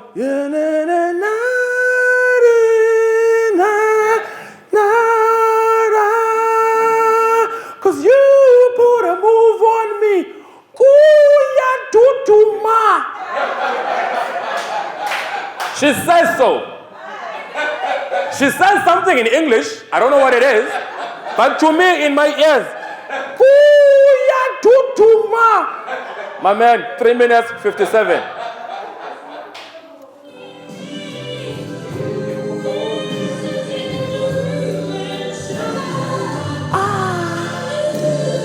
Listen. Here it goes.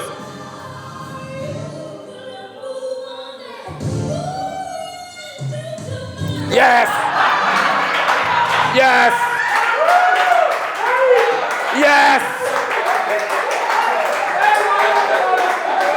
Should I repeat that, Kap? Should I repeat it? Repeat it, my man. I swear to God, most of you are going to listen to this. Listen, baby, listen.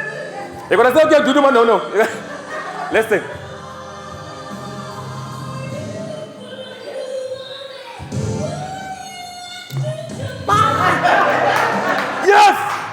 Yes! My man, we comedians, we look at things very differently, guys. We look for the funny in whatever that we do. All right, I'm not going to waste any much more time being up here talking nonsense. Uncle, you been good? I'm good, man. I've never seen an uncle on Facebook. You're chatting on WhatsApp. The show is about to end. Wait for me. Wait that sexy number. What's your name, uncle? Mark. You get a mockery out of this place, huh?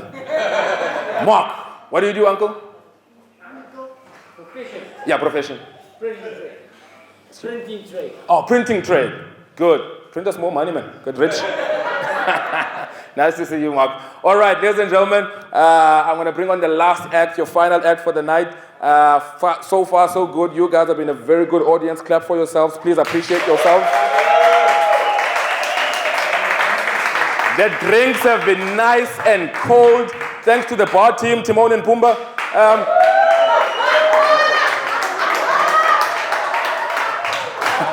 Timon and Pumbaa. Every time they serve a drink, Akuna Matata. Ladies and gentlemen, you guys have been lovely, so please keep the hands rolling and keep your excitement going. I'm going to bring on your last act from the night. He's around from here in East London. He's a very good friend of mine. He's the award-winning comedian, none other from over there, my good friend, Ouens! Away, Buffalo Flats in the building. All protocol observed. Let me just observe protocol. Guys, our host, our MC for the evening. Come on. Come on. That's crazy, bro. At the beginning of the evening, you were nervous. You thought we were going to stab you. That's how he was nervous. He was like, hey, I don't know what to do. I don't want to tell jokes. Just now you'll stab me. By the end of the evening, hey, Timon and Pumbaa, I see you at the back. Akuna Matara. I'm like, yeah. So right at home, right at home. We can get your house in Popcorn Valley. We'll move in right now. Oh, yeah, ma. What does it mean? What does it mean? What does it mean? It's thundering. Oh yeah, I remember we called it, you must tell us. Now we're laughing half. Some people, he said ma. He said ma. What does it mean? Ik weet nie. Maar is lekker, is lekker. Look at this uncle, he's clapping the mouse. He didn't know what the fuck was going on. Ma, he was like, yeah man, it's a sound effect. It's a sound effect. Oh yeah, ma. He thinks ma is a duma. He's like, ma. Away. Thank you to the Hawks Club for having us. Give a round of applause to the Hawks Club. Go Hawks! Oh, in Buffalo Flats, it must be Buffalo. You know, people ask me, they're like, oh, where you from? Because I travel a bit with comedy. Where you from? I'm like, no, I'm from East London. Oh, where you from? I'm like, no, I'm from Buffalo Flats. When they hear Buffalo Flats, their minds go everywhere. It goes everywhere, like, oh my God, do you guys have flats? No, we don't have flats. We got like 2 buildings that look like flats, but we don't call it that. Oh my God, you guys have buffaloes. I'm like, now that's an even more difficult situation. You see, the buffalo is more of a spirit animal. That we identify with a buffalo. Of all the animals, we identify with a Buffalo Flats, Buffalo City, Buffalo Soldier. Yeah, it's our spirit animal. So I'm fine with the hawk. It'd be nice if it was a buffalo, but a hawk I can deal with because I'm from Hudson Park. And fearless as the eagle, will we steadfast. Oh, julle was nie by high school nie. Okay, sharp. I don't know what Green Point's anthem. By Green Point, steek ons vir so. Timon en Pumbaa, steek vir so. Spoonza.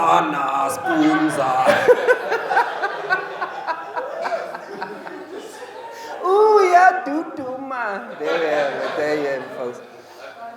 It's lekker to be. I never thought, coming out of Buffalo Flats, I never thought I was going to be a comedian. I wasn't funny amongst my peers when we grew up. You know, they used to guara. I didn't know guara.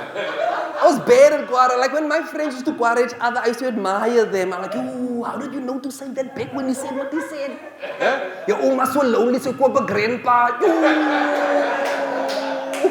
Your oma so warm, so cross jetty met een arm. I'm like, oh, how's she not going in circles? How's she keeping equilibrium? That's crazy. Her wheel alignment is on form. Never thought. Here I am telling jokes, and it's lekker. Comedy is lekker because you can travel, you know, you get to know different things. Like this year I performed in a couple of places. I performed in Bloemfontein, Joburg, Durban, Cape Town, so on and so forth, you know, Nosegibe Hawks Club, and it's lekker. And I like it. Moenie worry nie, ek wil hier wees.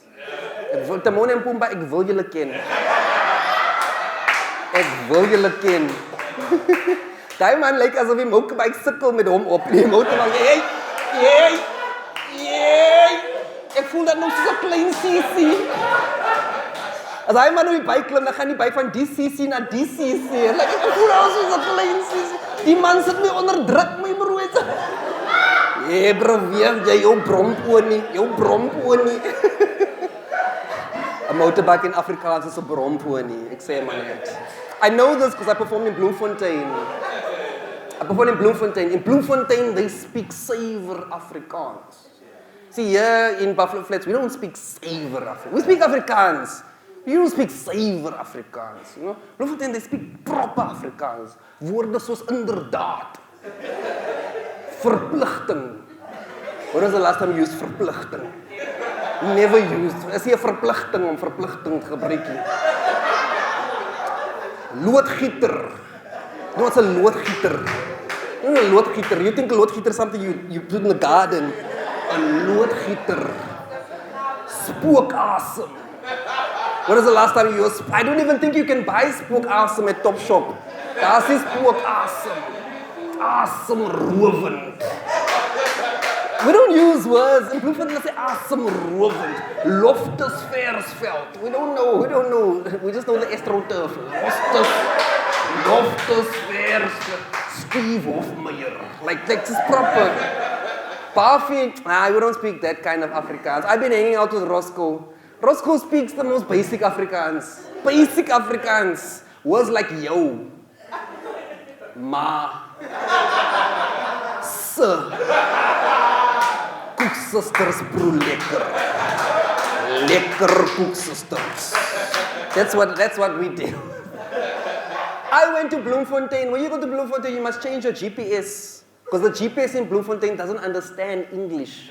So you must switch your GPS over to Afrikaans, or else you're not going to understand what the GPS is saying. I was driving my GPS, the GPS was like, turn right on Yan P. Weird Street. That's what it said. Every time I'm driving, like, turn right in 200 meters, turn right on Yan P. Weird Street. Now, I'm not one for toilet humor. But Yan P. Weird. I was like, I need to see this. So I drove there. I want to see Yan peeing weird. I was like, let's see. When I got there, guys, I read the sign. It said Jan Piravit. How on earth? Yan P. Weird Street as Jan Piravit Straat. I got there. I stood there for a good 30 minutes because Jan Piravit stands still. I stood there for 30 minutes because I know how to.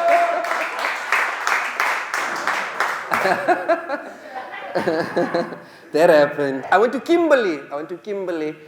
Performed nice, beautiful show. People in Kimberley were so excited because in that week that I came was the week that Griquas won the Curry Cup. And Griquas is from Kimberley, so the Kimberlites were celebrating like the Springboks won the World Cup. They were going on there about the Griquas. But I felt I had to be honest with them, like, guys, I don't think you guys must celebrate like too much because you guys cheat in most of your games. They cheat in, because here's the problem with the Griquas. When the Griquas play away games, they play at nice stadiums. You know, stadiums with grass. Stadiums with facilities. But then when the away teams come and play in Griquas, it's unfair because they don't have grass. They play in the dust. Hulle speel op 'n grondveld. And like, guys, that is unfair. That's unfair because if you tackle one person, a big dust cloud goes up, then you don't see anyone. You don't see, as you love, you say, try time, like, wie het gescoord? Die wing het gehardloop, ons het hom nie gesien nie. That's like hidden miss jutsu. The ones are there doing Naruto moves. Nah, Kimberley's not fair. Kimberley's not fair with that. It's like I went to Cape Town. I got mugged in Cape Town. But not normal mugging. You know, because Cape Town coloreds, they're on some other level. You know, this guy didn't mug me, but he sold me something very aggressively. Has someone ever sold you something where you're like, I have to buy this or else he's going to stab me? Like, I thought he was going to stab me. This brother sold me perfume. He's like, my brother, take this perfume, my bro. Listen, if you buy the same perfume by the rich people, you pay 2,000, 3,000, 4,000. But with me, and because you're a colored bra, that's with me, I'll give it to you, my brother, for 300 rand. Then he pushed it forward and he walked away. It's yours. He was gone for 10 minutes, and then he came back. He's like, my brother, what do you say? What do you say? What do you say? I was like, hey, brah, I don't have mine. My brother, don't make a mistake. Don't make a mistake, my brother. You're going to buy this thing by Sandton City. You're going to buy this thing someplace else, and you're going to pay, my brah. I'm telling you right now, take this thing for 300 rand. Don't make a mistake.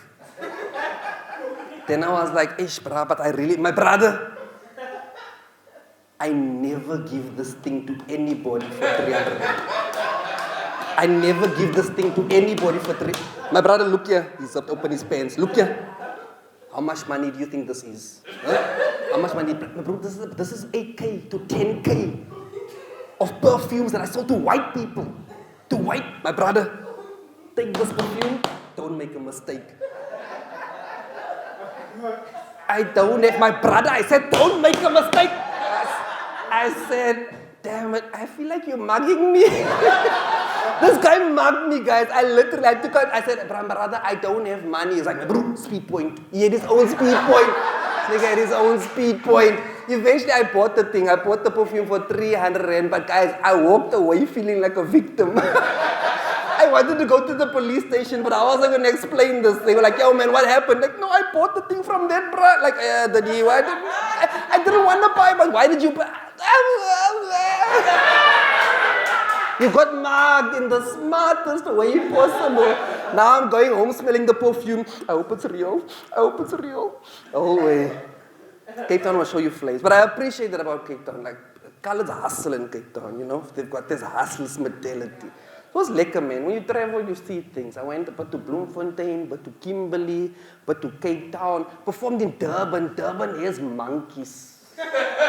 There's monkeys in Durban. Many monkeys.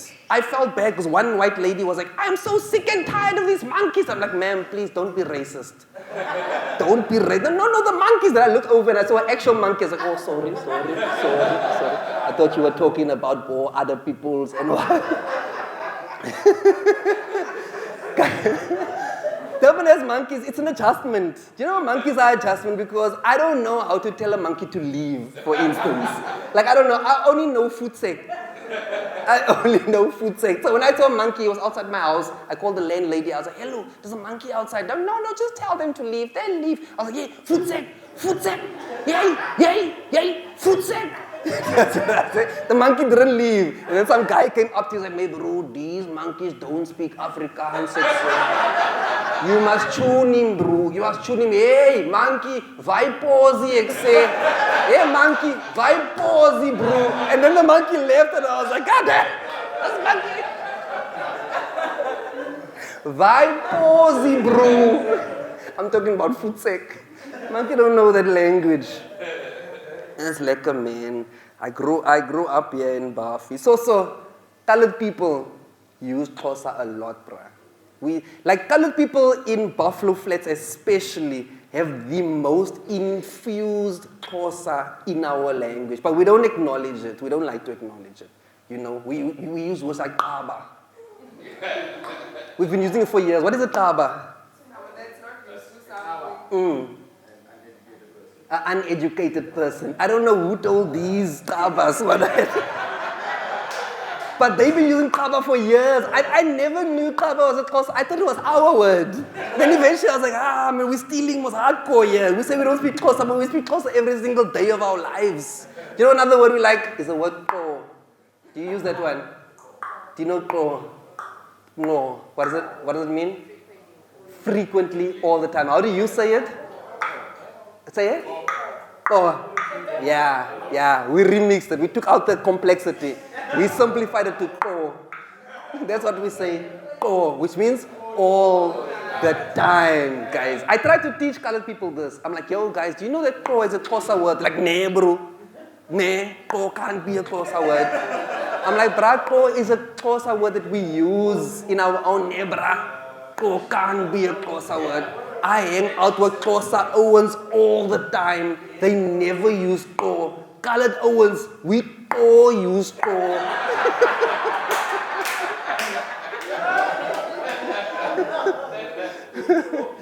We all use ko. But we love Xhosa. No, it's lekker, man. I grew up in Buffalo Flats. In my days, we used to play dubs. Do you know dubs? Do you know what's a puta? Do you know a puta can get to the back? You have to make a puta with your heel. Yeah, make a puta. Sometimes you must spin. Yeah, make a puta there. Laaste voor of achter, you guys? Used to play that thing, bro. We used to play marble. Top. Used to play top. Remember top? Bro, I used to play top in Buffy. Used to do everything, man. Sorry. What would I want to talk about? I got so excited about the top and the thing. I shouldn't have done the spin. I think when I spin, I was like, I don't know what the hell's going on right now. We used to do that, bro. We used to do in Buffy. Kids, and we used to fight. Bro. We used to fight in Buffy. Do kids still fight in Buffy? Those days are over, ne? Don't fight anymore.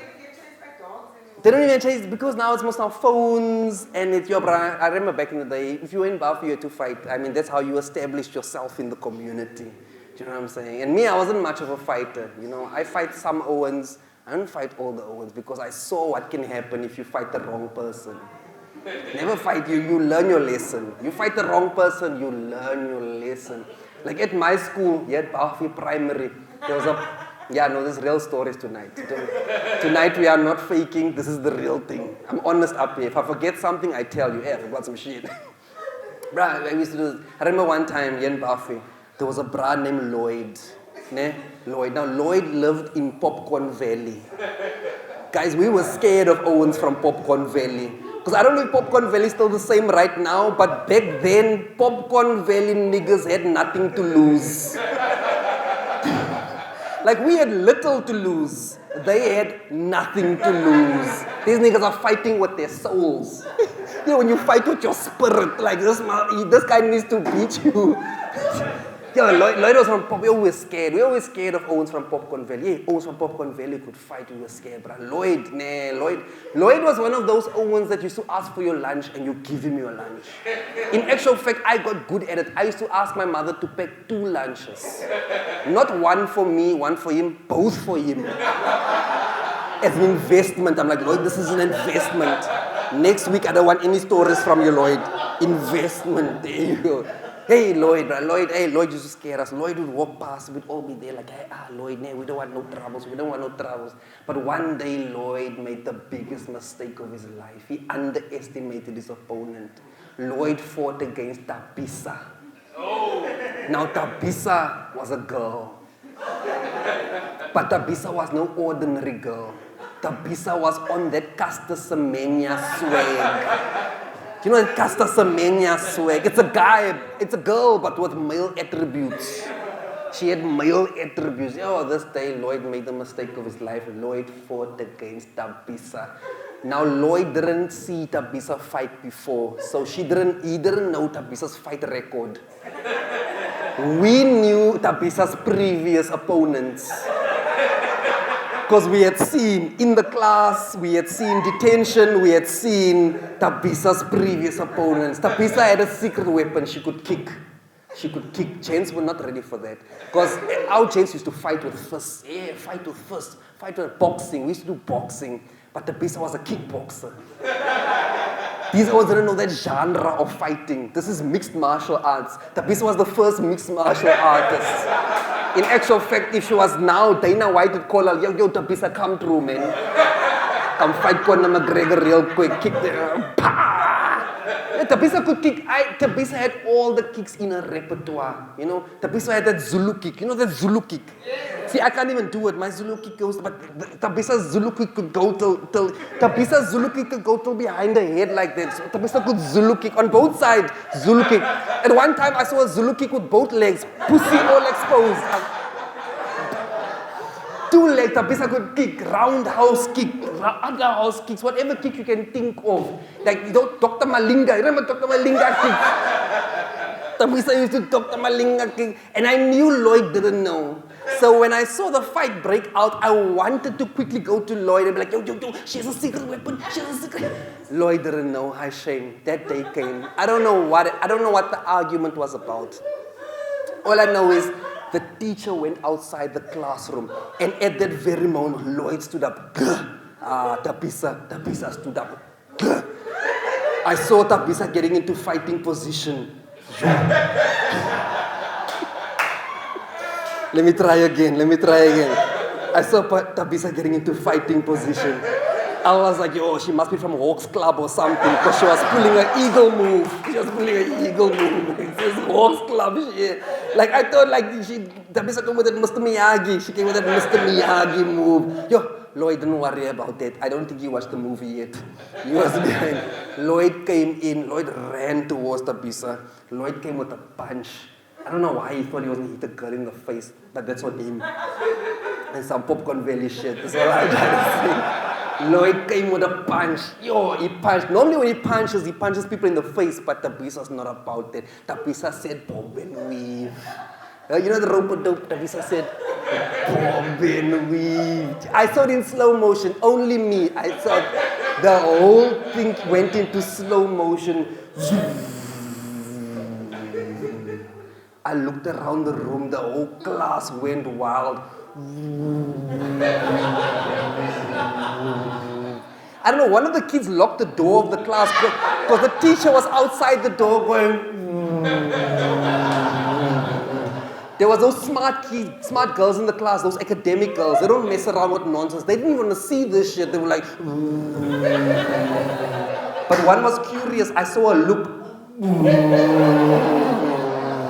I saw Lloyd again charging up. Lloyd ran towards Tabisa like it was Vegeta and Goku. Lloyd came with that punch.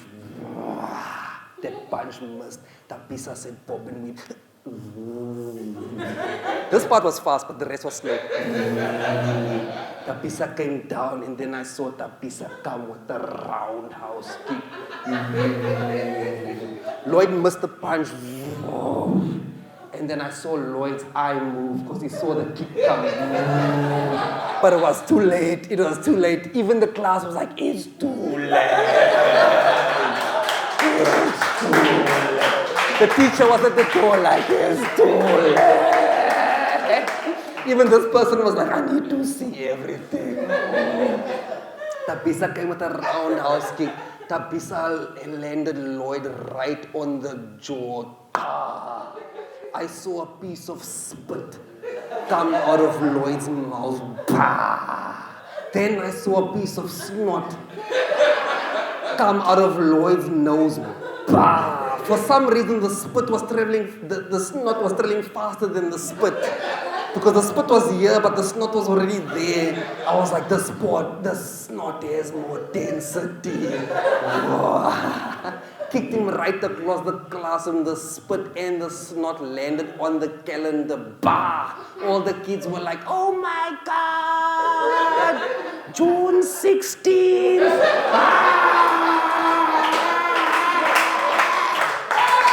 Traumatized.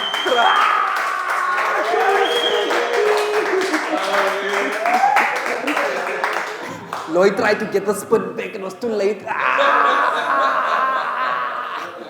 Oh, Lloyd was there. He was damaged. He was damaged. Like Lloyd got kicked in his ear. And Lloyd's ears were ringing. He told us afterwards, James, my ears were ringing. We're like, no, Lloyd, we know your ears were ringing because we heard your ears ringing. Your ears were ringing so loud. The kids from the other classes were like, yeah, break time. They all ran out. They were like, no, it's not break time. Cut, it's Lloyd. It's Lloyd. It's getting fucked up.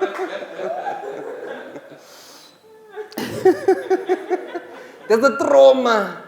There's a trauma we have to deal with in Buffalo Flats.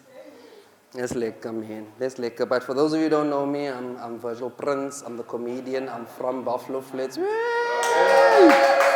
Yeah. I'm so proud of us, man. I'm proud of this generation of us. You know, like we've got comedians now. We've got movie makers now. If you look at the back of the room over there, we've got O'Neven. That man is now. Look at that. Come on, give a round of applause, guys. We didn't used to have this. We used to have this.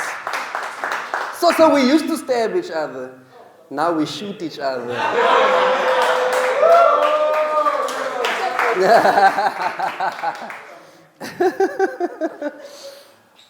Oh, these things happen, man. These things happen.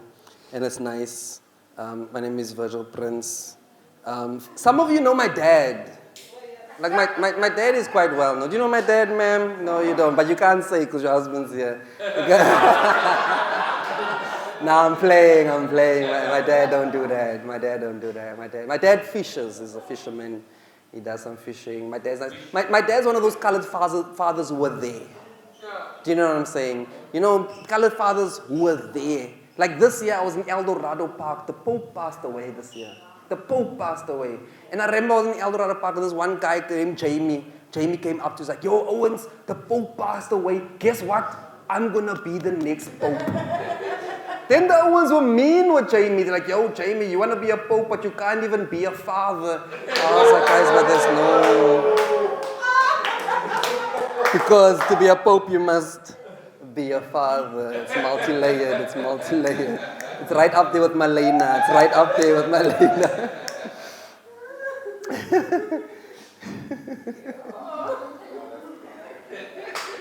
So my dad raised me well. My dad, okay, he didn't even have to raise me well. He just had to be there, because that's already an upgrade. You know, to going from not having a father to at least having a father. It doesn't matter what he teaches you, he was there. You know? So my dad was there. He didn't have to teach me amazing things. He was there. You know, some of the things he taught me till this day, I'm like, I don't know how this applies to life. You know, sometimes I'm like I'll tell you two things my dad taught me. Here's one thing my dad taught me. Have you guys ever noticed that when there's a car accident, everyone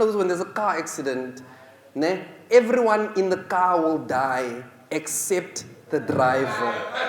Have you noticed that? Everyone in a car accident, everyone in the car dies except the driver. And the reason why that is because it's only human nature to swerve for yourself and your own eye line. That's how you are programmed, your own eye line. So say for instance you were driving and there was a pole and you saw that pole. You'll swerve to get your own eye line out of the pole. But then everyone else in the car, I didn't calculate that far. My calculations here, I didn't have Pythagoras. I didn't do higher grade maths. I didn't calculate width and length and vectors. Now you guys are dead. So what my dad taught me, my dad said that if you ever get into a car with a driver that you don't trust, sit on his lap. These are survival tips. If you get into a car with a driver you don't trust, you sit on his lap. Don't worry, they're going to call you gay, but you are alive and gay. You are alive gay. Better alive gay than dead straight. When the police pull us over, even I'm doing the report, and then this is what happened. I mean, how did you live? Like, no, me, I was here. I was there like,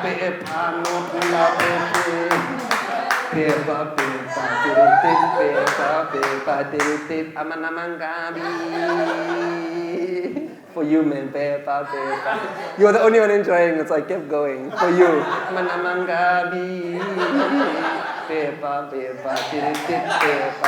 and you must look back like there's something there. There's nothing, I can't see shit. These are the things my dad taught me. The other thing my dad taught me, he said, when you ever go to a party or when you go to a function, you need to leave when the dignitaries leave. That's what my dad told me. You go to a party, to a function, you leave when the dignitaries leave. Like for instance, tonight, the dignitaries are myself, Soso, Roscoe, Melissa. That's the dignitaries. So when we leave tonight, it's a good time for you to leave.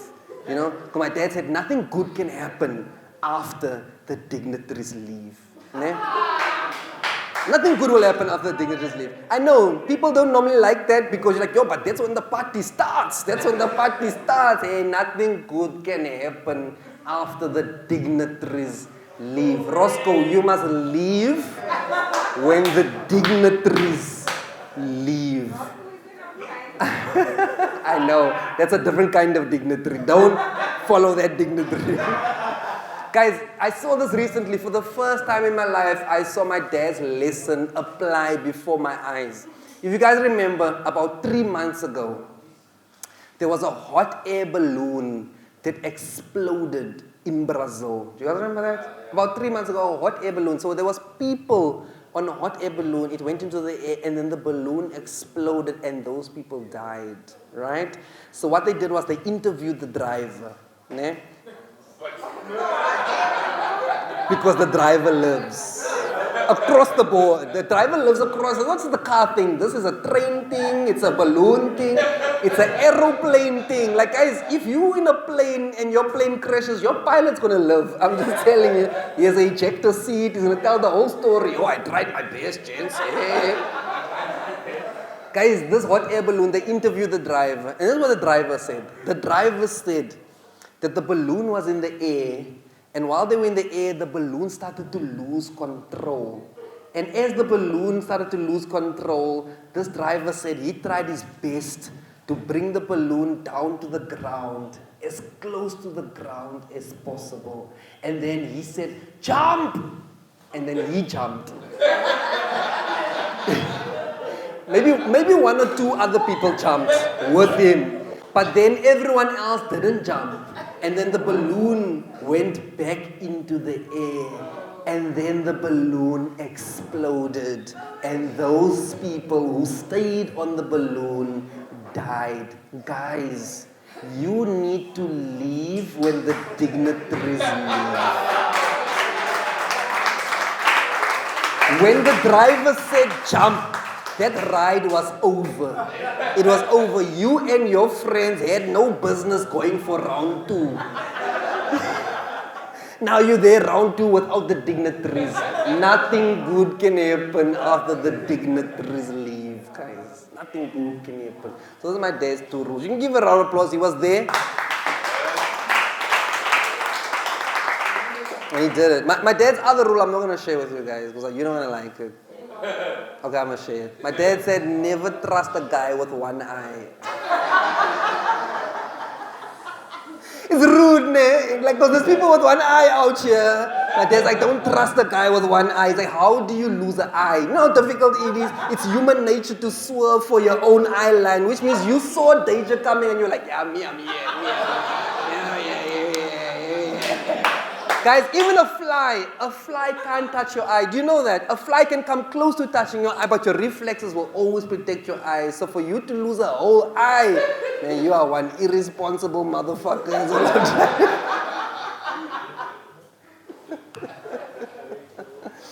Lekker man. I wanna go back to gym. I wanna join the gym again. So what I've started to do is I've started exercising at home. So I'm exercising at home to get myself ready to go to the gym. Guys, don't go to the gym mafiki zolo. Gym is not a day one person kind of a thing. You're going to embarrass yourself there. Those people there are already gymmed. You are coming to gym. Don't. Prepare yourself at home. You know, those people I walk into the gym, you'll feel insecure. I saw a guy there picking up an unnecessarily heavy weight. I can't even pick up the weight that's 2 weights below that weight, but this man's picking up a unnecessarily heavy weight. Lifting it unnecessarily high into the air. I saw this guy look at himself in the mirror unnecessarily. I was like, this is unnecessary, and I left. But I came back because the gym has free Wi-Fi. So I was like, round 2. I was in the gym, I didn't like it. The first time I went, I didn't like it. That's why this time I'm preparing myself. I remember the first time I hated it because everybody wanted to give me advice. Because I was the skinny guy. And everyone in the gym thinks they can give the skinny guy advice. This one guy came to like, yo man, that's a wrong posture. I'm like, no, don't worry about me. I like it like this. You know you're stubborn when you say, no, I like it like this. I like it like that. No, bro, straighten your back. I'm like, I'm going to fall over if I do that. Just leave me here. I hated it. I remember, because with the gym, you sign a 24-month contract. So I was like just 3 days in, and I went to the bra. I gave up. I was like, my bra, nah, I can't do this. These weights are too heavy. Now I'm looking stupid here in front of all the women. I'm like, nah, bro, I can't do this. I was like, bro, can you please cancel? He's like, no, my brother, please don't cancel. I'm like, no, man, cancel the thing. Cancel. He's like, no. Is the weights too heavy for you? I'm like, bro, this weight, look at these arms, bro. Look at now, bro. These weights are too heavy for me. He's like, no, wait. And then this guy took me to a corner in the gym where they have lighter weights. Like, no, for real, man, you're laughing. They have lighter weights. And I appreciated that corner because I jumped there just till my posture was right. I wasn't here anymore. I was here. I was even looking myself in the mirror unnecessarily. I'm feeling confident. People walking past doing this thing. I was like, I'm doing this thing as well. I'm here. The only thing that really upset me is I couldn't understand why everyone else's weights in the gym was silver and gray, but my weights were pink and blue and purple. I felt like they were in adult gym and I was in the McDonald's play area of the gym. I felt like I was in a Nicki Minaj music video talking about this dude named Michael used to ride motorcycles.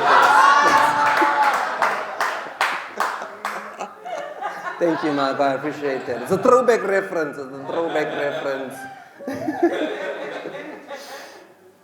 Nah, man. That's like I want to go back to gym. But I don't want to go through that whole thing of the gym, man.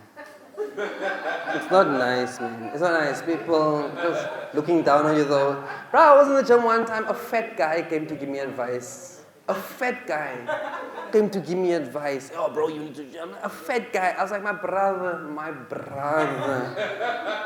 I know it doesn't look like it, but we in the same boat over here, my friend. We in the same boat over here, and you're sinking it. I just want you to know what you're doing to my joke.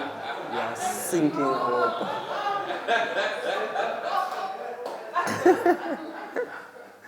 Grew up in Buffy. Buffy taught me a lot. Buffy taught me not to fight with colored Ouens. Me, I don't fight colored Ouens. Me, I'll fight the black guy. I'll fight the Indian guy. I'll fight a white guy. I do not fight colored guys. Why? Not because I can't win. I can win a few of them. My problem with colored guys is they always want a rematch. I can't stand that shit. They always want a rematch. Like, we can't just fight once and be done. No, this guy wants a 5-match series. He wants the score to be 3-2. This guy wants a whole series of, I'm like, no, bro, if I beat you once, the fight is over. I remember this one time, I'll never forget. The neighborhood was quiet. It was 6 a.m. in the morning. Out of nowhere, the whole neighborhood was woken up by the sound of Now that's not an alarm. That's a guy dragging a graf. A spade, dragging a spade on the road, going and then he stopped outside Jerome's house. And he's like, Jerome, come out now. You moored me last night. Come out now. The whole neighborhood, you rematch.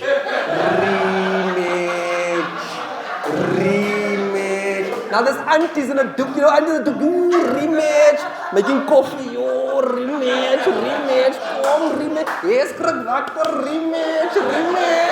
Hey, Jerome, you moored me last night, come out now. Jerome's mother, hey, gaan weg, niet, auntie, is hij met jou niet. Jerome, come out now, rematch. I can't do that shit, bro. Jerome won last night on split decision. This man wants to come back for the knockout. He's like, I'm coming for the knockout. Yeah, rematch. The judge cheated last night. Come on. It reminds me of that movie Troy. If you guys ever watched Troy. You remember Troy? So in Troy, what happened was Achilles, the day before, this brother named Hector killed Achilles. He thought he killed Achilles, but he actually killed Achilles' cousin. So then the next day, Achilles was like, oh, you thought you killed me? Rematch. 6 a.m. in the morning, Achilles came there in front of the whole kingdom. And Achilles called out Hector.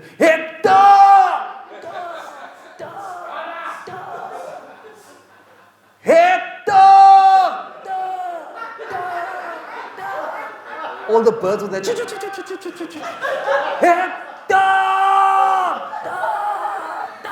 Like I knew that Hector knew that he was going to die.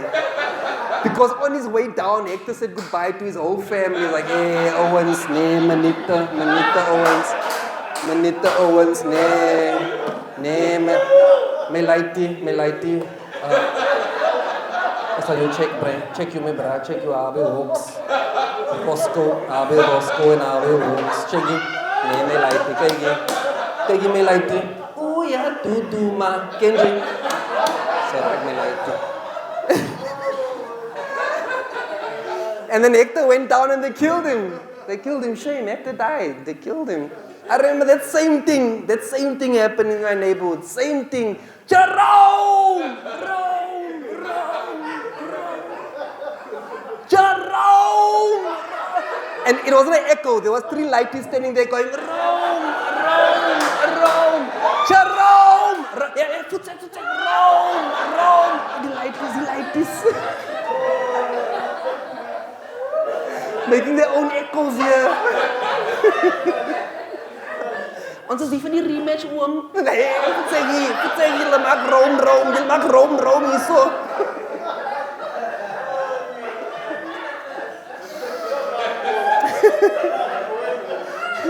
Jerome was there. Jerome! And then from 2 houses down I heard, hey, oh you back? And that was the end. Nothing happened. Jerome took his graf. He's like, yo, it was about to be a Tri-Nation series.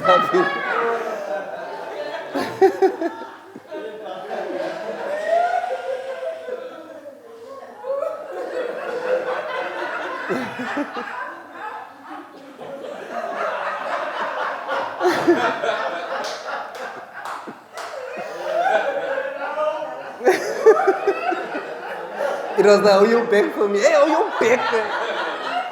This was not in the movie. This was...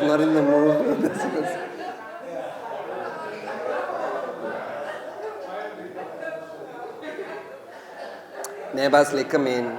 It's lekker. Thank you for coming tonight. This was nice. I enjoyed it. No, this was nice. It was nice. Shout out Roscoe. Shout out Roscoe. Keep this going in Hawks Club as well, please. Yeah. Keep this going. Because you know what? Another thing with this kind of a gig is, Roscoe, is that you also bring like other perspectives into the neighborhood. You know, listening to Melissa talk about her auntie and Malena and whatnot, you're like, oh hey, now we get a Indian doctor's perspective. And the ones can must say, we don't know the Indian doctor's perspective. There's like my brother, you as well, bro. Where you from, bro? Beacon Bay, a Beacon Bay perspective in Bafi. Baby, what used to be an astroturf.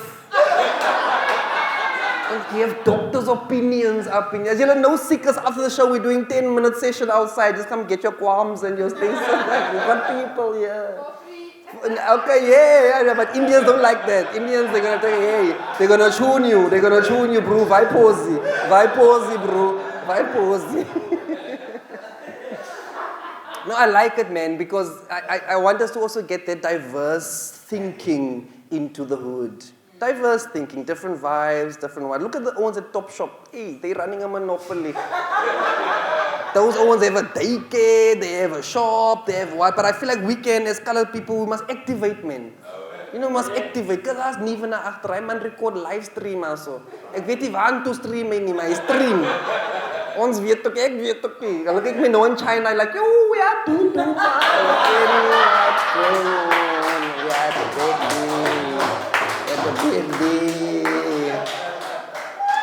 To all the viewers watching from home, if you'd like to donate, please, the bank details should be appearing on the screen right now, and you can save a colored comedian in Bafi. Make sure you have the fly must be there, but don't let it touch your eye because you must watch out for your own eye line. Otherwise, don't trust the guy with one eye because a fly might have taken his eye out. That's what I'm trying to say. Diversity, man, I like that. We must learn. We must always learn. You know, I teach people wherever I go. I always teach people. I teach them about Eastern Cape. I love teaching people about Eastern Cape, and I like teaching people about coloreds. You know, because people don't know colors. They think they know colors. They don't know colors. Do you know what I'm saying? They think they know colors now that they're watching the Springboks. Because this is the first time they're seeing what colors can do. You know, it's the first time. They never knew. Because for years, rugby in South Africa was all about being big and being strong. You know, white guys. Rugby was a white sport. You had to be big and you had to be strong. You had to have power. Even Etzebeth. Power. Lood de Jager, power. Pieter Steef du Tooi, power. Malcolm Marx, power. power. Bakkies Botha, power. Victor Metfield, Scout Burger, power. And then they learned about colored guys because you never know. Then they learned about colored guys because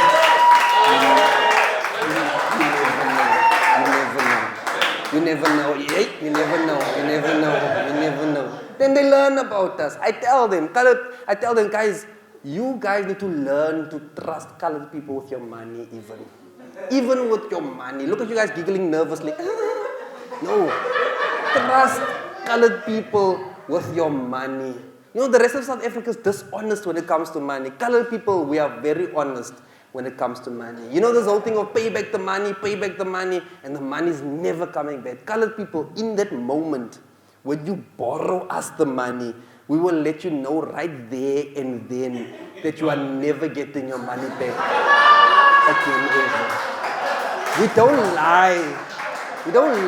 We tell you right there and then you are never getting your money back again ever. Like, we don't say it in so many words.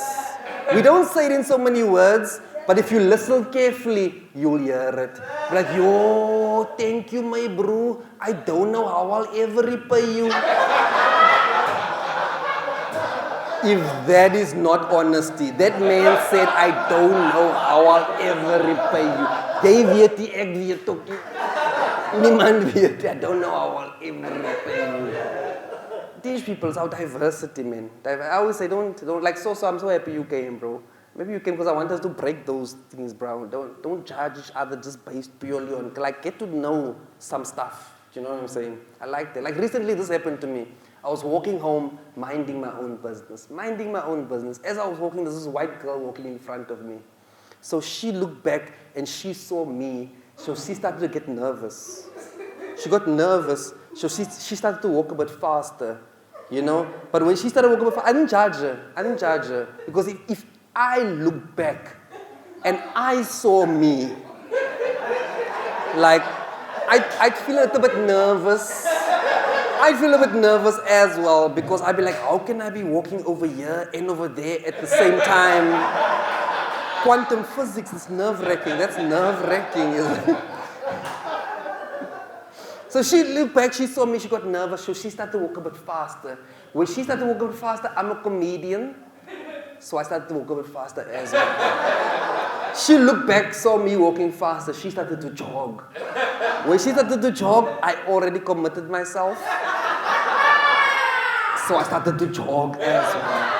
She looked back, saw me jogging, she started to run. When she started to run, I started to run as well. Here's the thing, I wasn't chasing after this girl. It's just that I looked behind me. There was a dodgy looking black guy running right behind me. But I didn't charge him. I didn't charge him. I looked behind the black guy. There was a scary looking dog running right behind me. Even he was like, Baleka! I was like, Masamba ke! And we both ran. And then the white girl stopped and she went to the dog. And she was like, come here, boy. I was like, damn it, you broke the chain of fear. Like a fear chain was created and she broke it. Now I need to get a Chinese guy to take care of the dog.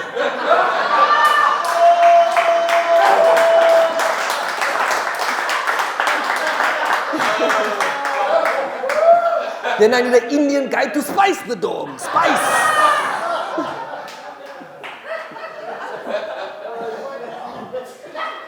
Do you know what I like about that joke? It offends everybody. I'm offended, now we offended everybody. The colored guy is offended, the black guy is offended, the white, even the dogs, like even me, I'm offended. Like, what the fuck, bro? You put me in your shit.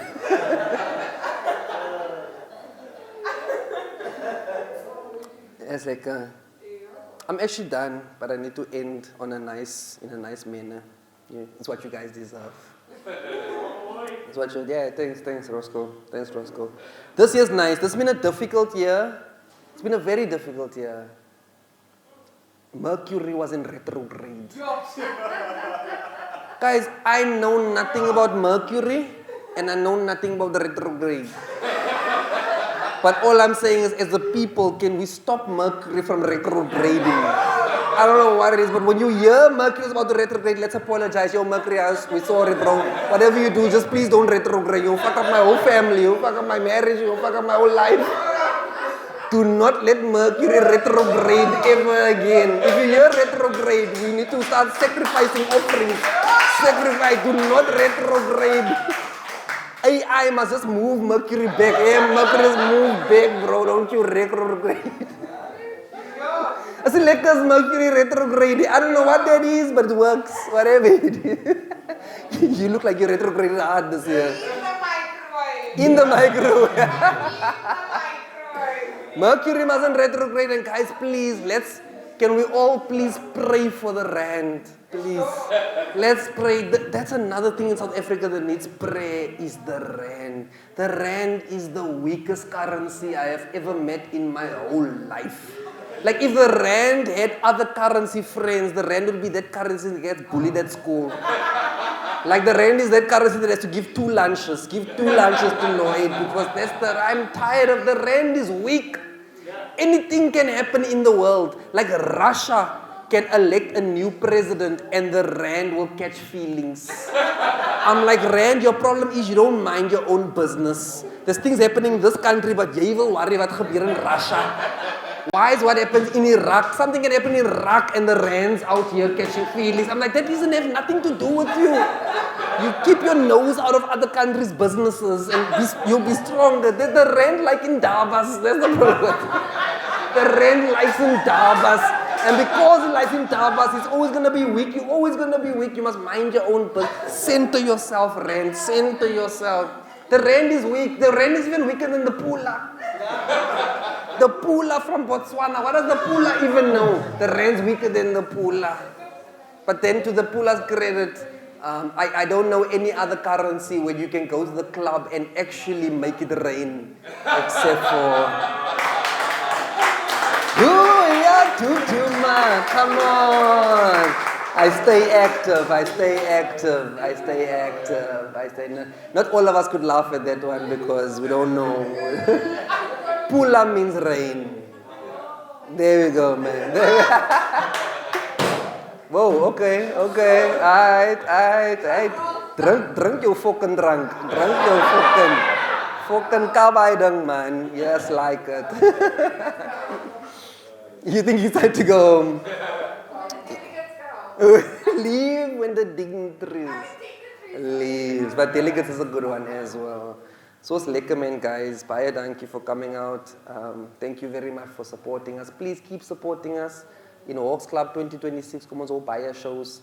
Let's bring the best comedians in the country to come. Comedians from Durban, Cape Town, Joburg, let them come perform over here. Ne Roscoe, we're putting that in your hands. Hawks Club, we're putting that in your hands.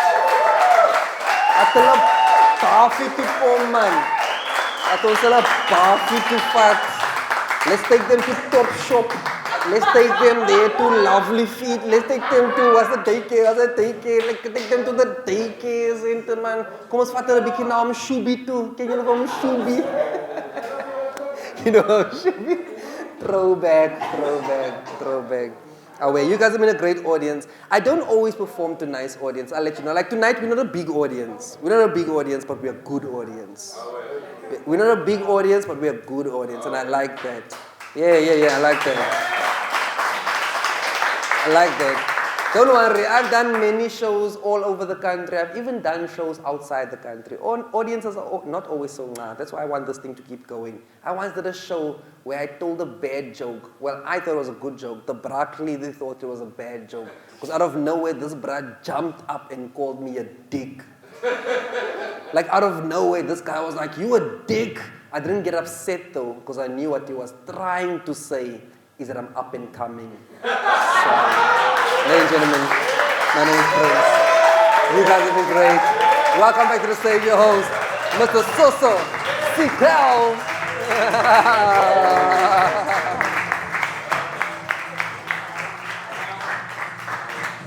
Oh, welcome,